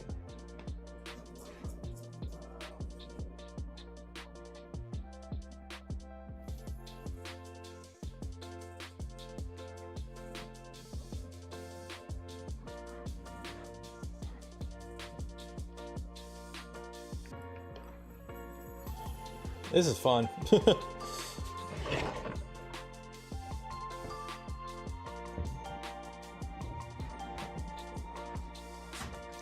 A lot of support material. Yeah, I'm gonna have to load a full new spool in this printer. So actually, let me think about it. First, I gotta drop it. This is way too high. If I try to home right now, it's already at max Z. So I gotta drop that down. Home, all.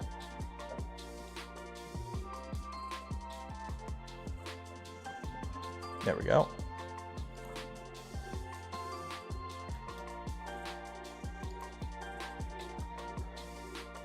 So this is 636 grams of filament. That's not bad.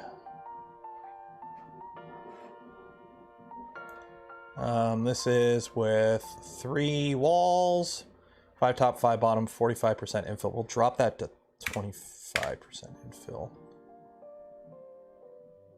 And we'll use cubic. That's what, 0.25 layer? Yeah, we'll do 0.25 for this one. Okay.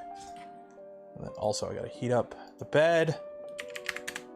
And then also heat up the nozzle. I gotta swap out the filament. There we go. There we go. 21 hours, 608 grams of filament.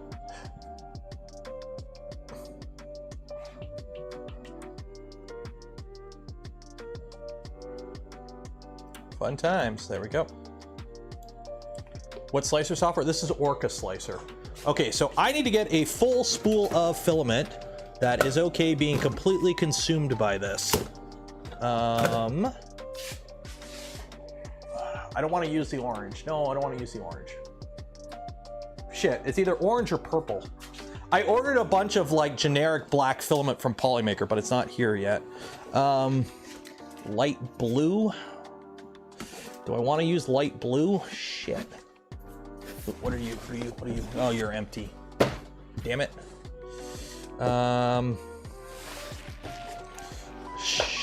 Scheiße. What's in here? What's in here? Your PVA. And your PLA. And you are ASA. Oh, that might work. There we go. Green ASA. How much is on that spool? That'll work. Okay. Okay. Go with that camera. And we'll just, you know, so you guys can kind of see what I'm doing in the meantime. Cool. Hey, you can see my fridge. Cool. Okay. Unload that filament out.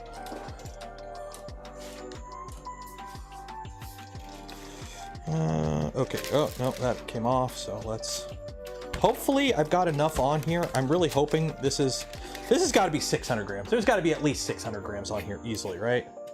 According to this, yeah, it's over 600. It's got to be over 600 grams.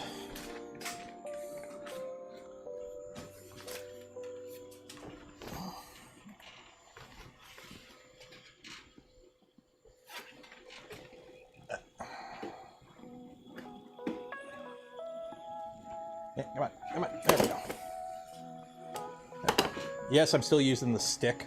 I just haven't swapped it yet.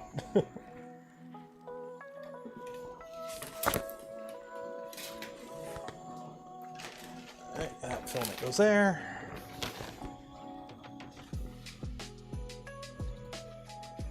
That filament comes through here. Goes into the printer.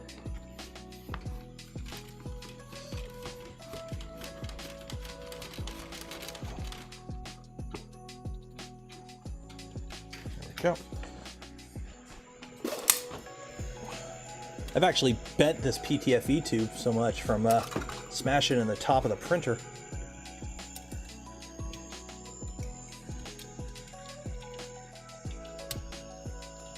There we go. Oh, 1 second. There we go. Lock. Lock. There we go. Cool. Load it up.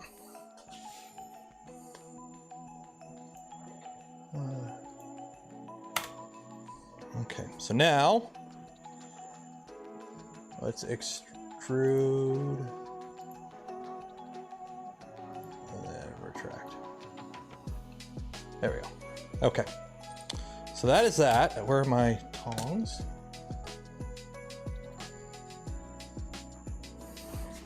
It says on the side. I know it says on the side, but you never really trust those values.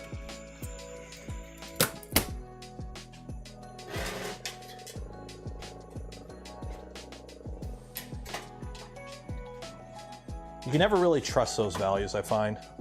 Okay. So that is that. So that is that top piece. So this is going to take 21 hours. Great. Meantime, let me get the clamps. The clamps. I made this in shop class.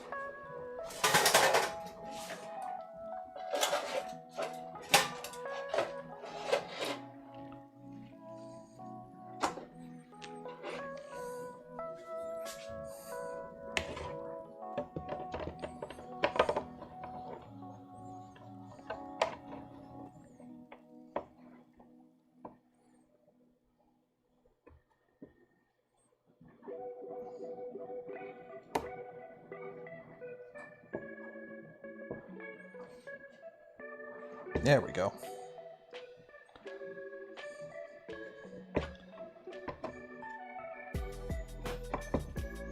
Nope, nope, nope.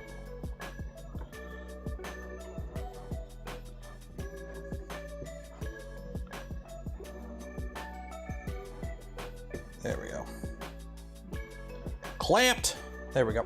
So what I've done here is because there's like a big huge gap here and big misalignment with this half compared to this half, so this half's good, but this half I didn't really touch. There's a big seam all the way, like it's only glued from like here this way, so from here over it's not connecting. So I'm using the clamps to line it up so I can glue this together, let it dry, and then when I unclamp it, it shouldn't move, hopefully. We'll see. If it works, it works. If it don't, it's content.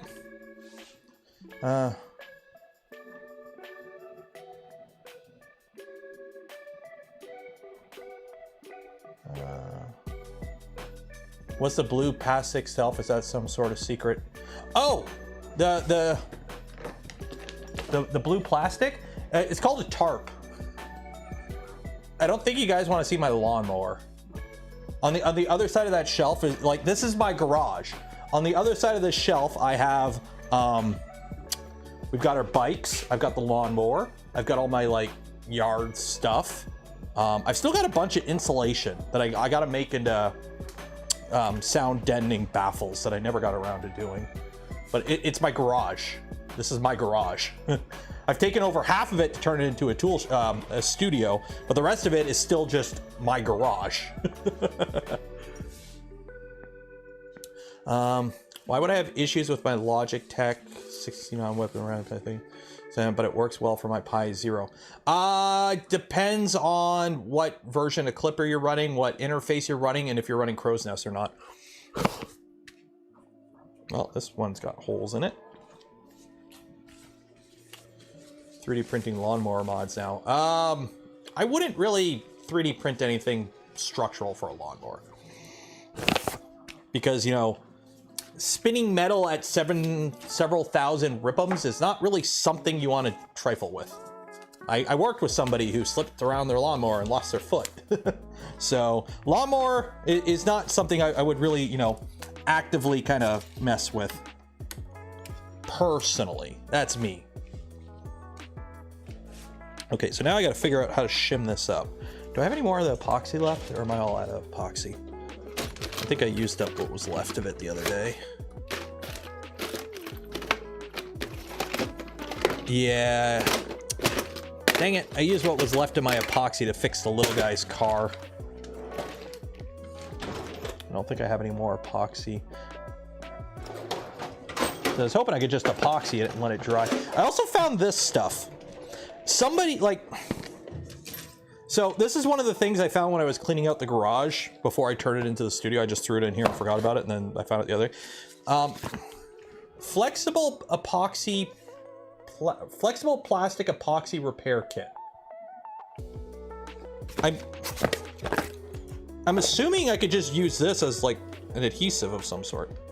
Although it might be solid. Let's get a box out. Let's see, will this work? If this works, I'm gonna use it. If it don't work, it don't work. But if it does work, then it works. I need a piece of plastic or cardboard. Cardboard will work.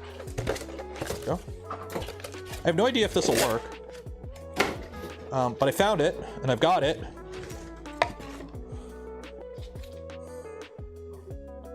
Repair surface as per direction, include in equal beads. Okay.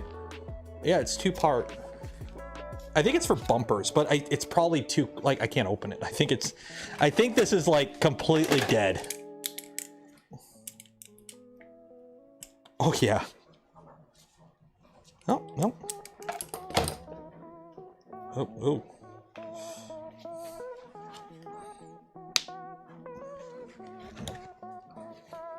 Either it's supposed to be clear or it's supposed to be white. I don't know which. Well, some of it's white, some of it's clear. I don't know which is which. Okay, there's that. It doesn't look too good. And then here's the hardener, I'm guessing.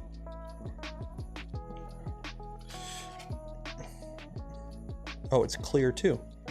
Okay, it's not supposed to be clear. I think it just separated over, like, you know.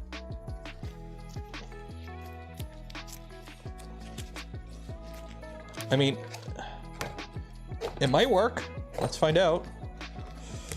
Oh, it stinks. It smells like epoxy.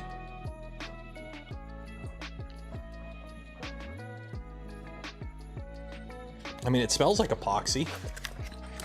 This is ancient. This is ancient. I bet it's completely, like, gone. It's got to be gone.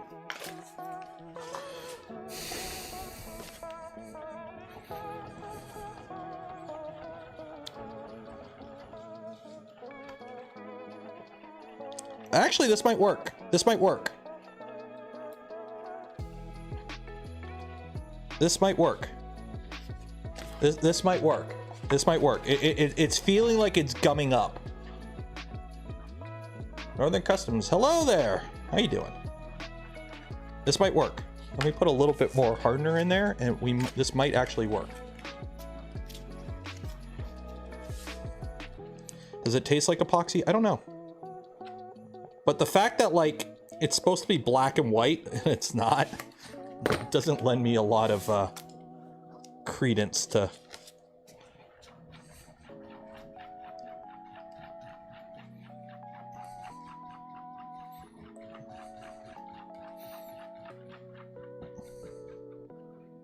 Okay, I mean, it might work. Let me put some tape on the other end so it doesn't ooze through. It might work. If it works, it works. If it don't, it don't. Gap filler. I don't know. It's flexible plastic body repair kit. Flexible plastic epoxy repair kit. Contains resin and hardener. So, I mean, it might work. We're gonna try.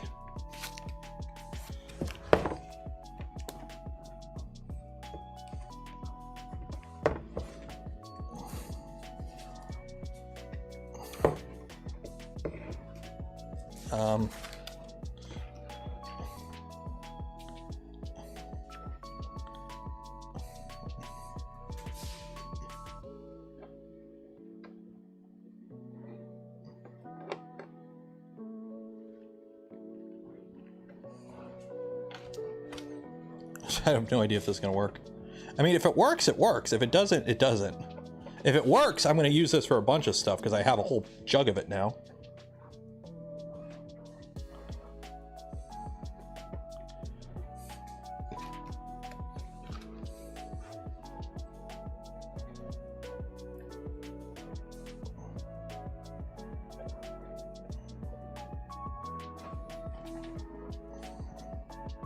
If it doesn't work, well, I just slathered white goop over everything for no reason.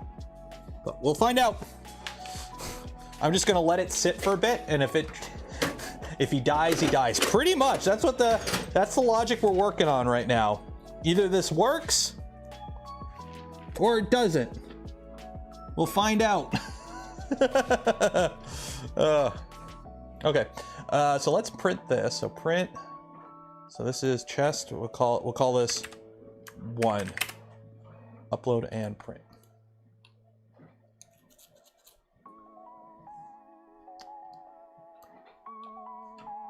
These are going to be really interesting. I don't know why. Like, I might end up just cutting these off and reprinting them as a single piece. We'll see.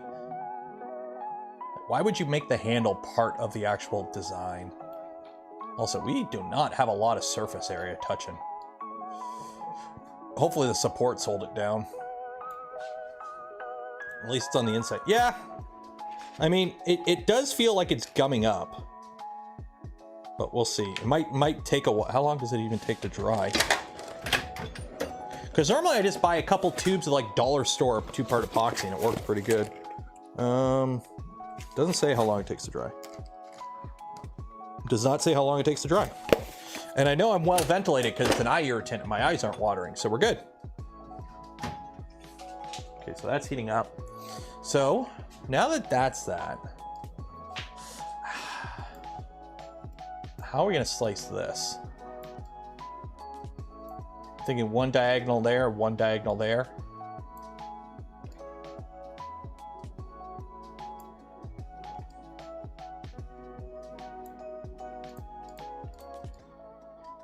How tall is that? 275. Ooh, that's a little too tall. I can't do 275. I can do 270. 275 is too tall. So what I can do is slice it right about there. Okay, perform cut. Here, let's add connectors, dowel. 7 depth, 2 width. Okay.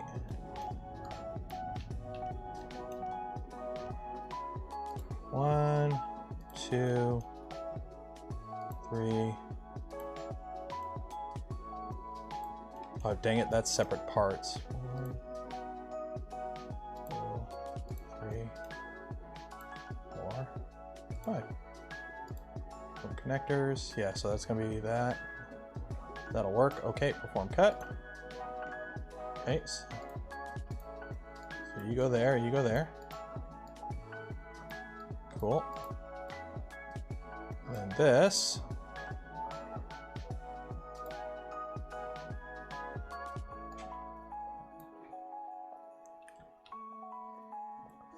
Add connectors. 1, 2, 3.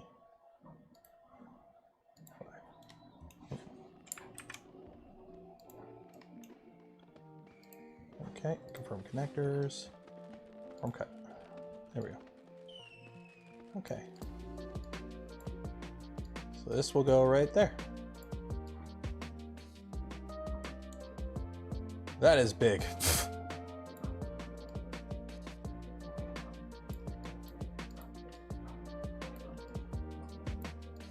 So now I'm gonna have to split these in half. So split that. Whatever, form cut. There we go. Okay, now they're separate. Okay.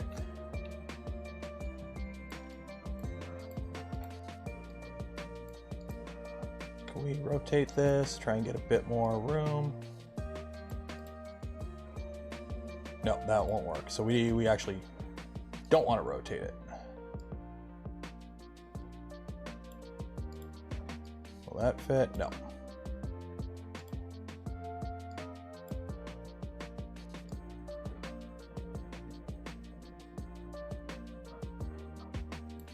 Maybe that one. There we go. That'll work. Okay. So you go there. And then you.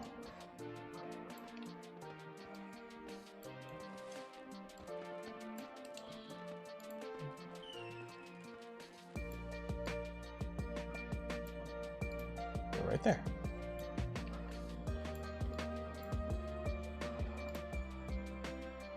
Slice plate. Why not send it to 350? Because the 350 Trident is only 250 tall. So I can actually, you know what? I'm going to do the little pieces. You know what? I'll do the little piece on the Trident. Here. This and the other guy I'll do on the Trident. So this will go on here. And then these two will go on the Trident. Okay, so slice plate.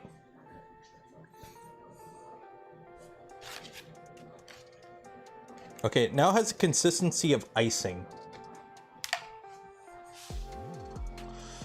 So we might be okay. It's also dripping out.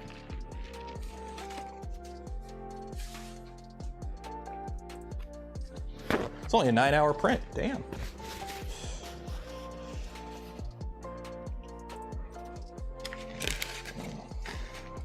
I really hope this actually does solidify into something instead of just being a wet mess. I don't have a 350, I only got a 300. Okay, so there we go. Nice and easy, as long as it doesn't pop off the bed. I'm not liking these random holes in it though.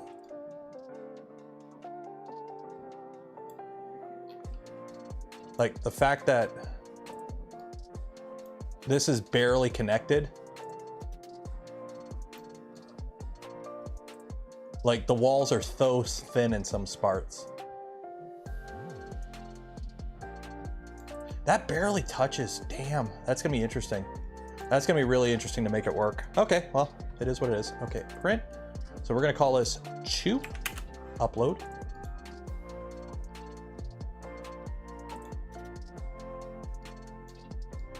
Okay.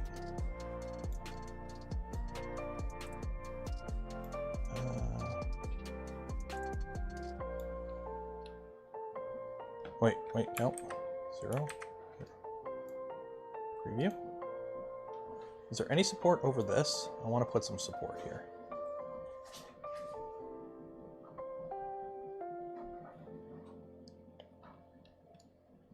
Well, you think that'll print fine without support?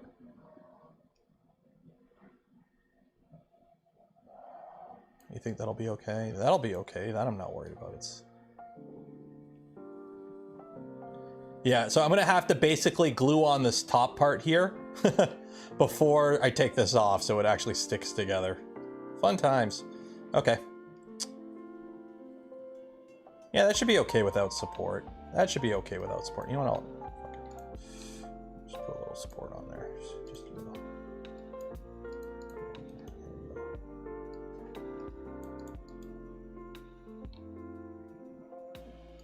Why won't you let me paint fill? There we go. There we go. There we go. Oh, repair the manifold edges. Well, that's printing away, so that's doing okay. Yeah, that's printing away okay. What is Super Slicer? Okay, for those wondering slicers, Orca Slicer is built on Bamboo Studio and basically takes all the stuff that Bamboo ripped out of Prusa Slicer when they made Bamboo Studio and puts it back in and adds a bunch of other stuff that makes it even better. So. Okay.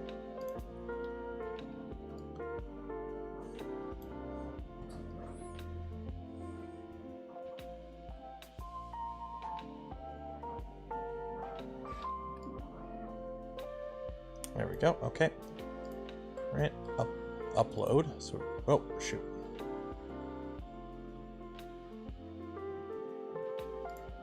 That's not what I wanted. Device. G-code files. There we go. Okay. So I want to remove that. Delete. And we're going to remove. Oh. Delete. There we go. Because this is printing one chest ABS. Okay. So this will be print. This will be CHOW. for the chest. Upload.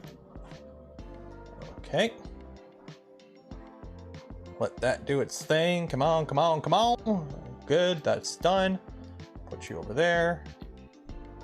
Get the other part, which is this guy, and we're gonna have to lie him down on this side.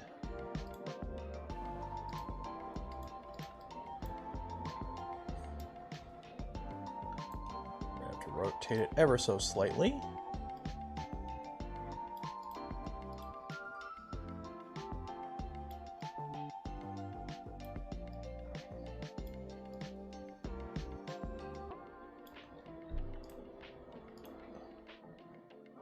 Add some support to this area. There we go. Slice plate.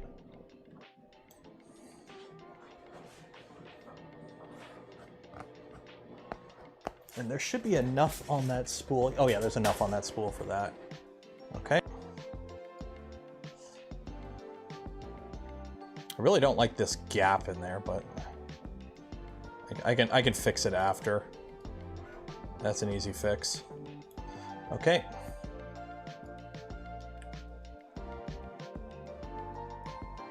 So that's good. So print. This will be 3.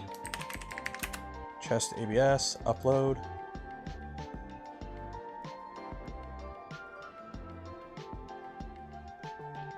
Super Slicer released. I don't know. I haven't played with Super Slicer in a bit. It was my go-to in like for my V2 downstairs. It still is my go-to slicer. Just because I have the profile baked for it already, and it's like I just trust it so much. Okay, then this can go in here with this.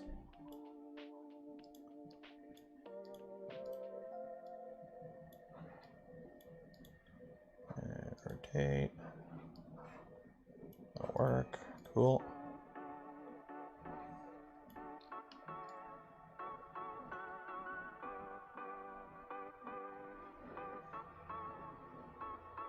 Wow, there's some weird geometry in here.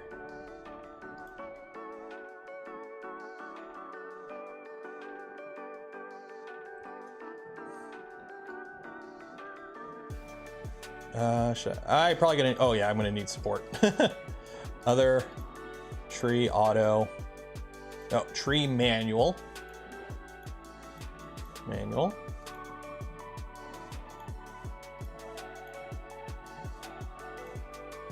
Organic, okay. Repair. Paint some supports on. Paint. There. There. I think that's all really needs support. The outside probably doesn't need support, but the inside does. Yeah, that's okay. Okay. And this one now. The reason I'm painting it on is so it doesn't paint, do supports where the, whatchamacallit is, dowels are. Nope. This guy.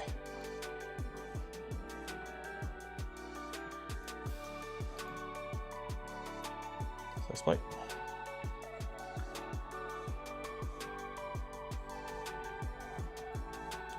Is that flat on the top? Is that flat on the top? 1 second.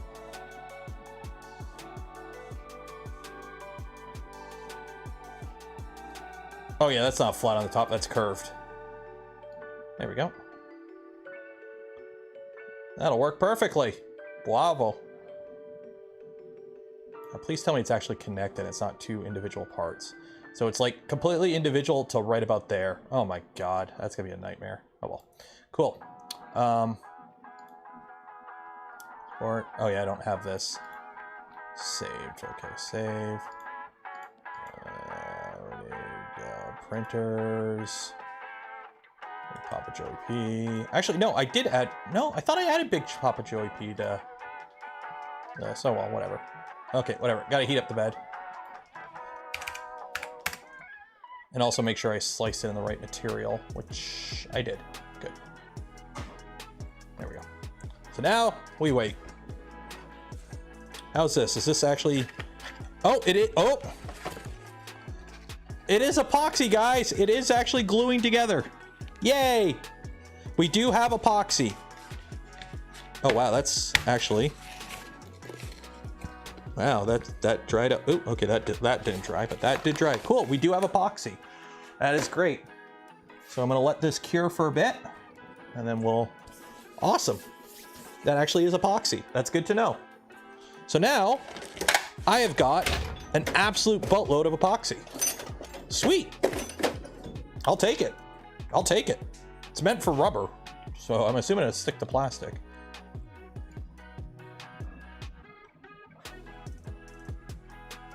Cool. Oh yeah, I'm definitely gonna need the tubes and whatnot before actually using it the right way. But for now, I'll take it. I shall take it. So we gotta wait for that bed to heat up. That's printing away with the PETG, which is nice. That's doing that. So it'll be about 3 days and I'll be able to do the front piece. And then I gotta figure out the back piece. Hopefully the gloop shows up in the meantime. So what time is it? It's 4:19. What do you guys want to do for the rest of the stream? Because I think I don't know if I have anything I can acetone weld now. I think I got most of it together. That's all together. This is together. That goes in there. That's all glued together. That I'm waiting on stuff. Yeah, I don't think I can acetone anything else together. Without, I'm waiting on the, for some stuff I'm waiting on the gloop. Yeah, most of it's together.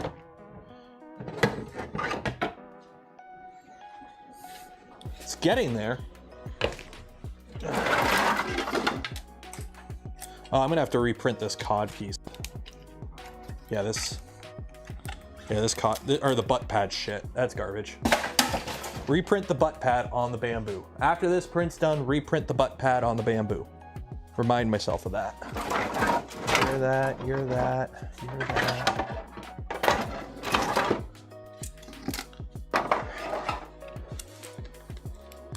Still like it tastes like resin? I don't know, it probably does taste like resin.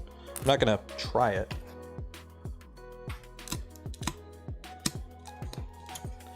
I don't know, this is MG94 ABS and I printed it on the rat rig and it came out like poop and I don't know why. I'm a little concerned.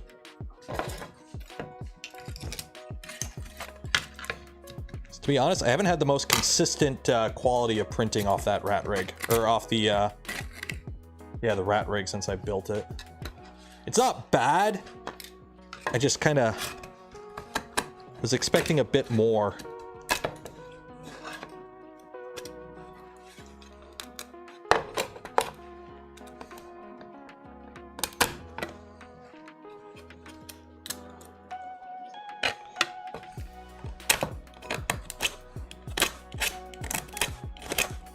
Man, these supports do not want to come off. Nothing is worse than like supports that are only like a couple millimeters thick and then trying to clean them off.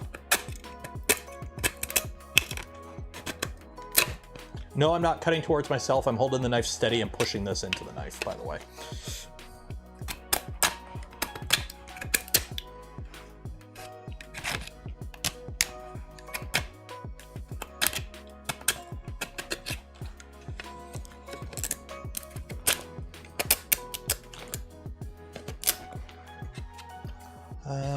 Lies. I know it's a lie.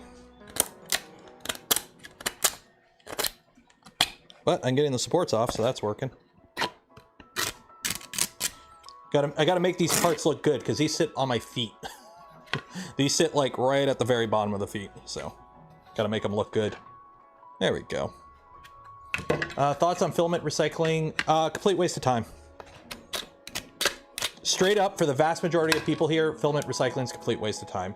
It is not economical. It is not viable in both an economical sense or a time sense, in my opinion. I've got an entire garbage bin here full of plastic parts that I'm throwing right in the dumpster when it's garbage day. Like, it sucks, believe me. It'd be great if every time a print failed, I could throw it in a machine and just reprint it. But that only works in ideal perfect conditions, and even then you don't want to use pure resin. You need to add some, or you need to add some virgin resin anytime you recycle. Like very, very rarely do you find something that is 100% recycled material. Usually it's like a percentage of it. OSHA says hi. Hi OSHA, you have no power here. I'm in Canada. Okay, so it's starting to dry up. So let that dry and then we'll see how that goes. That's printing. This I'll get printing right now. Are you at 110? You are at 110. Upload and print. Chest. There we go.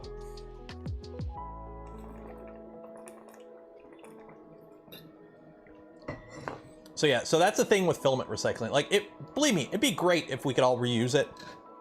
It's just not viable. It's just not viable.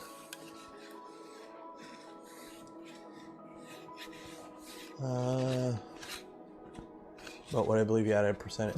Yeah, you have to add percent. Also, every time you recycle filament, it degrades quite heavily.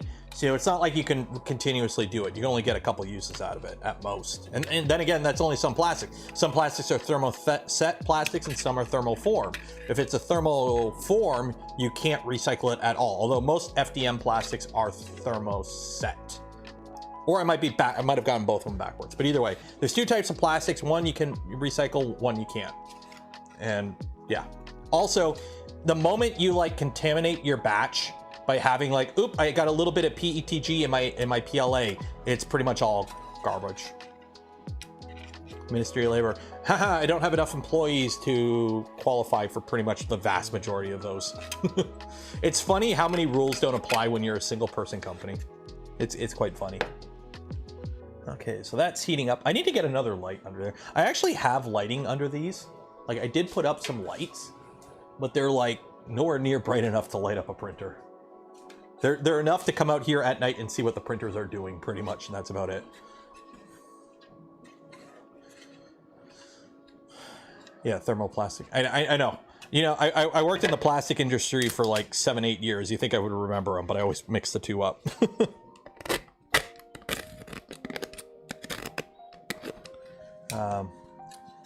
Yeah, thermoset is resin. Yeah, that's why you can't use like heat sets with resin.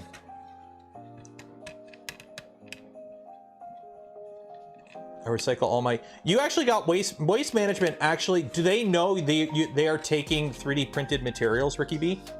And do they have any requirements for sorting it? That is the big question.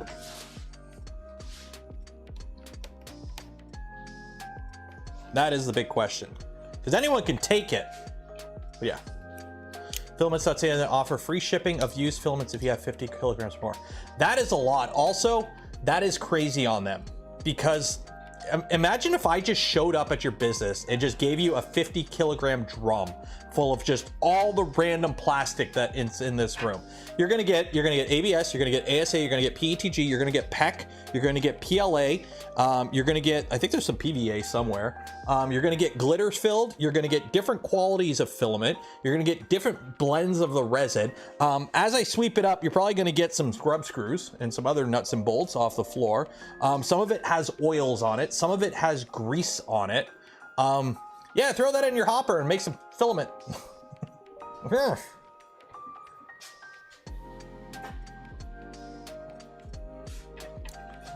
Oh yeah, and hips. Actually, I gotta get some hips. I forgot to grab some hips. I finally used up my Polymaker thing. I gotta get some hips. I haven't played with hips in a bit. That'll work. I think they would go like that, but they go like that. We used to get partially biodegradable PE and PP. It's impossible to recycle. That's the thing. Like, remember, if it was worth it to recycle, you would get paid for it. Simple as that. If it was worth it to be recycled, you would get paid for it. If it was economical for you to recycle it, you would get paid for it. There's a video. Let me see if I can find it here.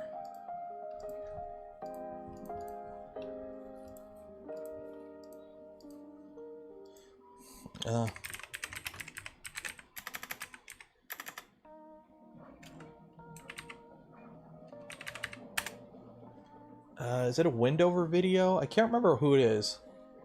It might be a Windover video, but it's like one of those like random like tutorial videos or whatever.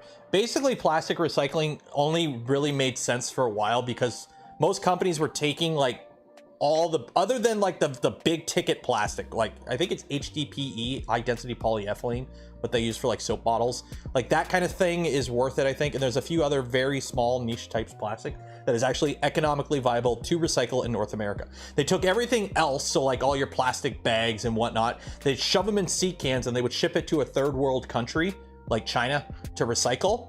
And then all those countries one day decided, no, we're not taking it anymore because it's not even worth it for us to recycle. So then all of a sudden companies like, oh, we can't get rid of our shit anymore. Plastics, or no more plastic straws and forks. Now you got to deal with paper because, oh, we can't get rid of it that way.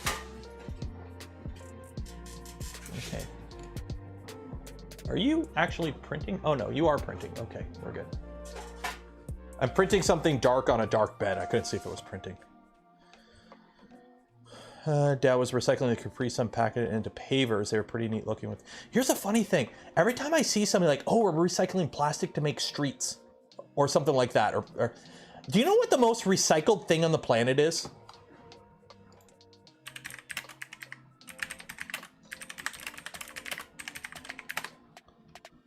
Other than iron and steel. You know what one of the most recycled things on the planet is? It's concrete and asphalt. Concrete and asphalt are recycled, like the majority, if I'm remembering correctly, quote, if I'm wrong, point it out. I'm pretty sure I'm right here. The vast majority of like asphalt used in roads is like recycled because all they do is just grind it up. They add new bitumen, whatever the oily part of asphalt is. They just take old asphalt, rip it up, grind it up, add new bitumen, and then they just reapply it. Like it's reused. So it's already a recycled material. Same with concrete. Like they recycle that stuff a lot.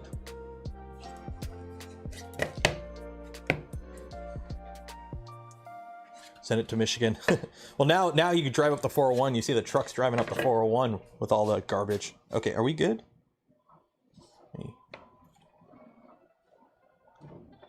Oh, we're almost good. We're almost good. I'm gonna have to figure out how to wedge that. How am I gonna? You know what? I might just. Yeah, we'll do this.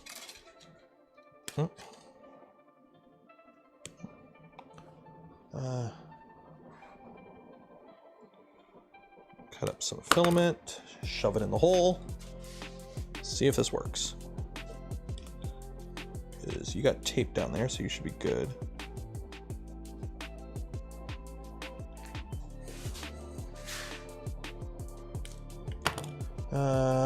Oh yeah, as you're driving up the 401, as soon as you drive by the dump near London. Yeah. If you know, you know.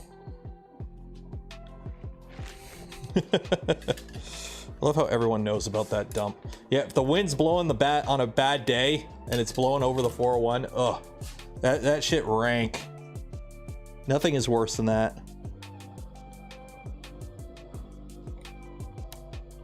Okay, actually, there is stuff worse than that, but...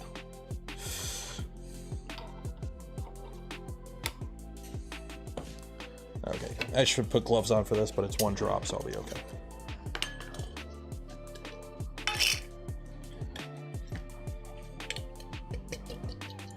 Is the printer next to the bamboo toasty boy? It is. It is.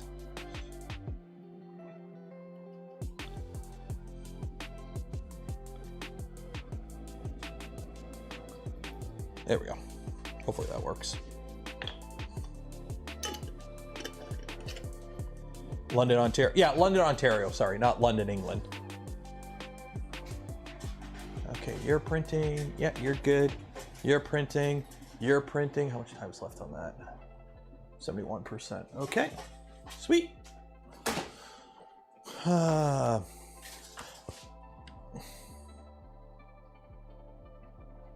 Yeah, the London dump is yeah. Okay, you guys want to do the giveaway now?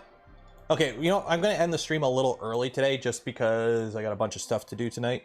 So I think we're going to call it here. So you know what?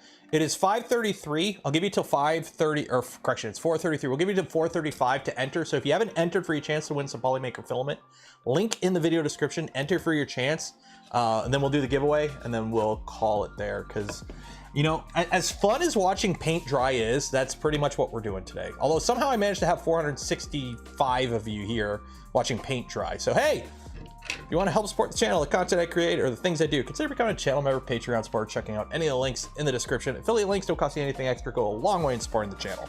And don't forget, tomorrow is the New Year's Eve giveaway stream. So if you don't win your spool of filament today, you might win it tomorrow. You might win a lot more than that though tomorrow. Hoping for screw sorting one day. I save those for very special occasions.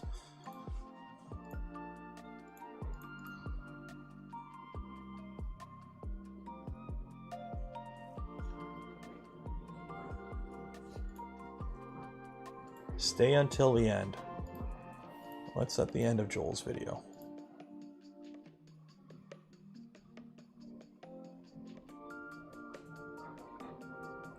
And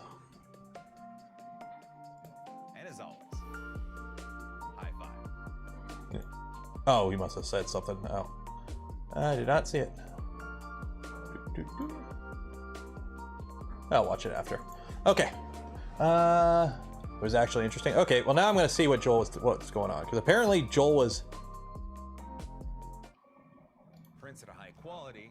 something at the end. It's the holidays. I'm wearing a hat. I got my hoodie on. We're running around town running errands. What if I turned on the camera for a little bit and just showed you a really fun project? I'm so thankful to have you here. Print all the things, huh? Oh, it's just a normal outro. I don't know. I'll watch it later. Apparently there was something going on with that. This is So the X1 carbon from Bamboo. no, don't resume that. Resume Spotify music. Go. There we go. Okay, let's do the giveaway. So again, if you didn't enter, you'll have another chance tomorrow, because we're giving away a lot of filament tomorrow. We've got what? We got 23 packs of filament from Jesse from Printed Solid. So there's 60 spools, and then we have 50 spools from Polymaker. So that's like 110 spools of plastic we're giving away tomorrow. That's a lot of filament. That's a lot of filament. Okay, somebody give me a number between 6 and 9. I need a number between 6 and 9. 6 and 9.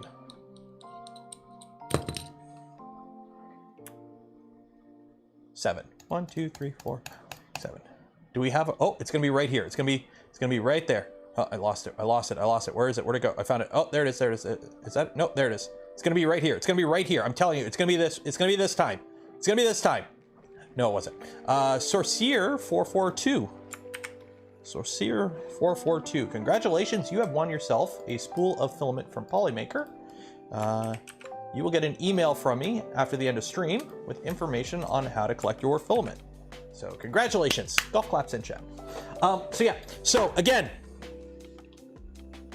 tomorrow is the New Year's Eve giveaway and chill live stream. So I'll probably have to be out here. I might be in the basement. We'll see. Basement's kind of a mess right now, moving stuff. So how it'll work is I'm going to go live at 6 p.m. EST. 6 p.m. EST tomorrow. That is whatever time it is local for you. You do the math. You can Google it. How it will work is throughout the night, there will be timed draws.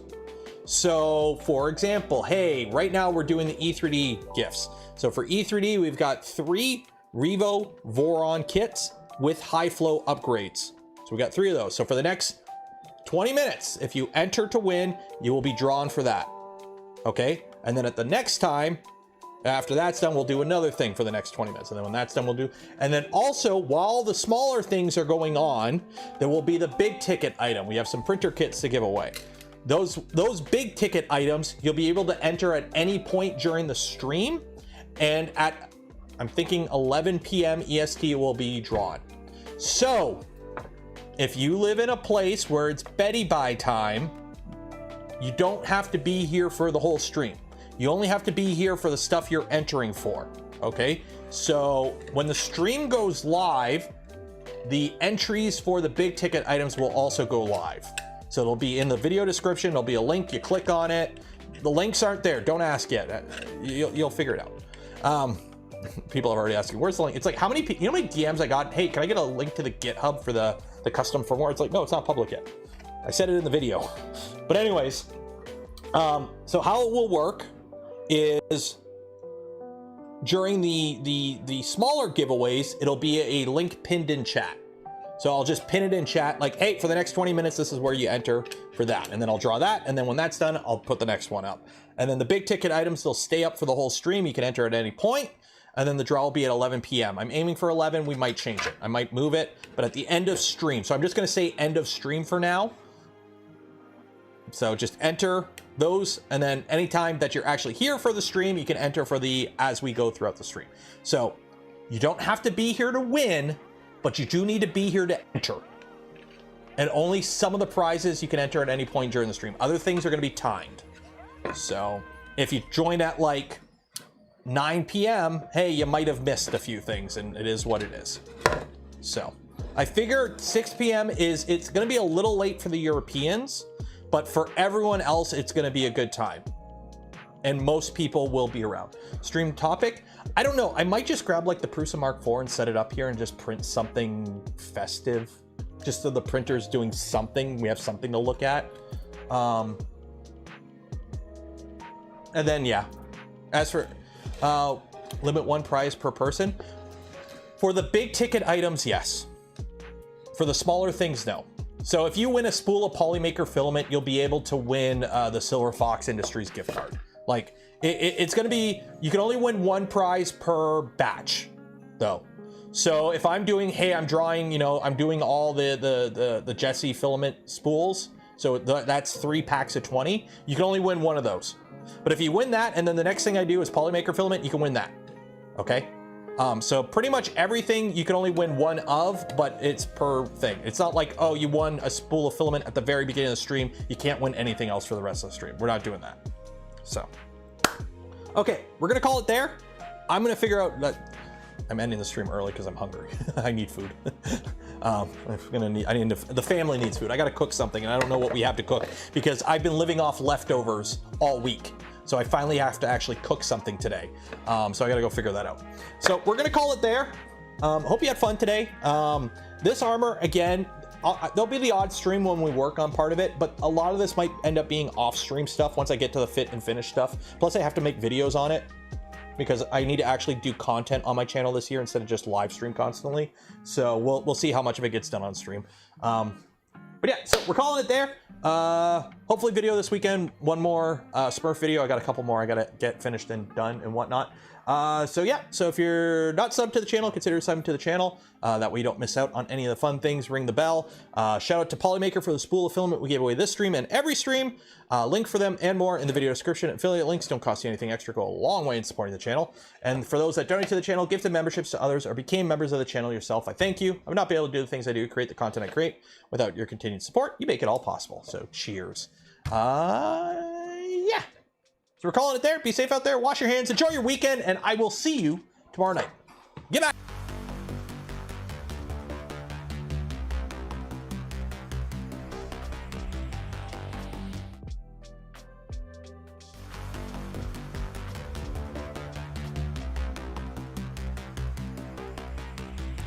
Pizza time.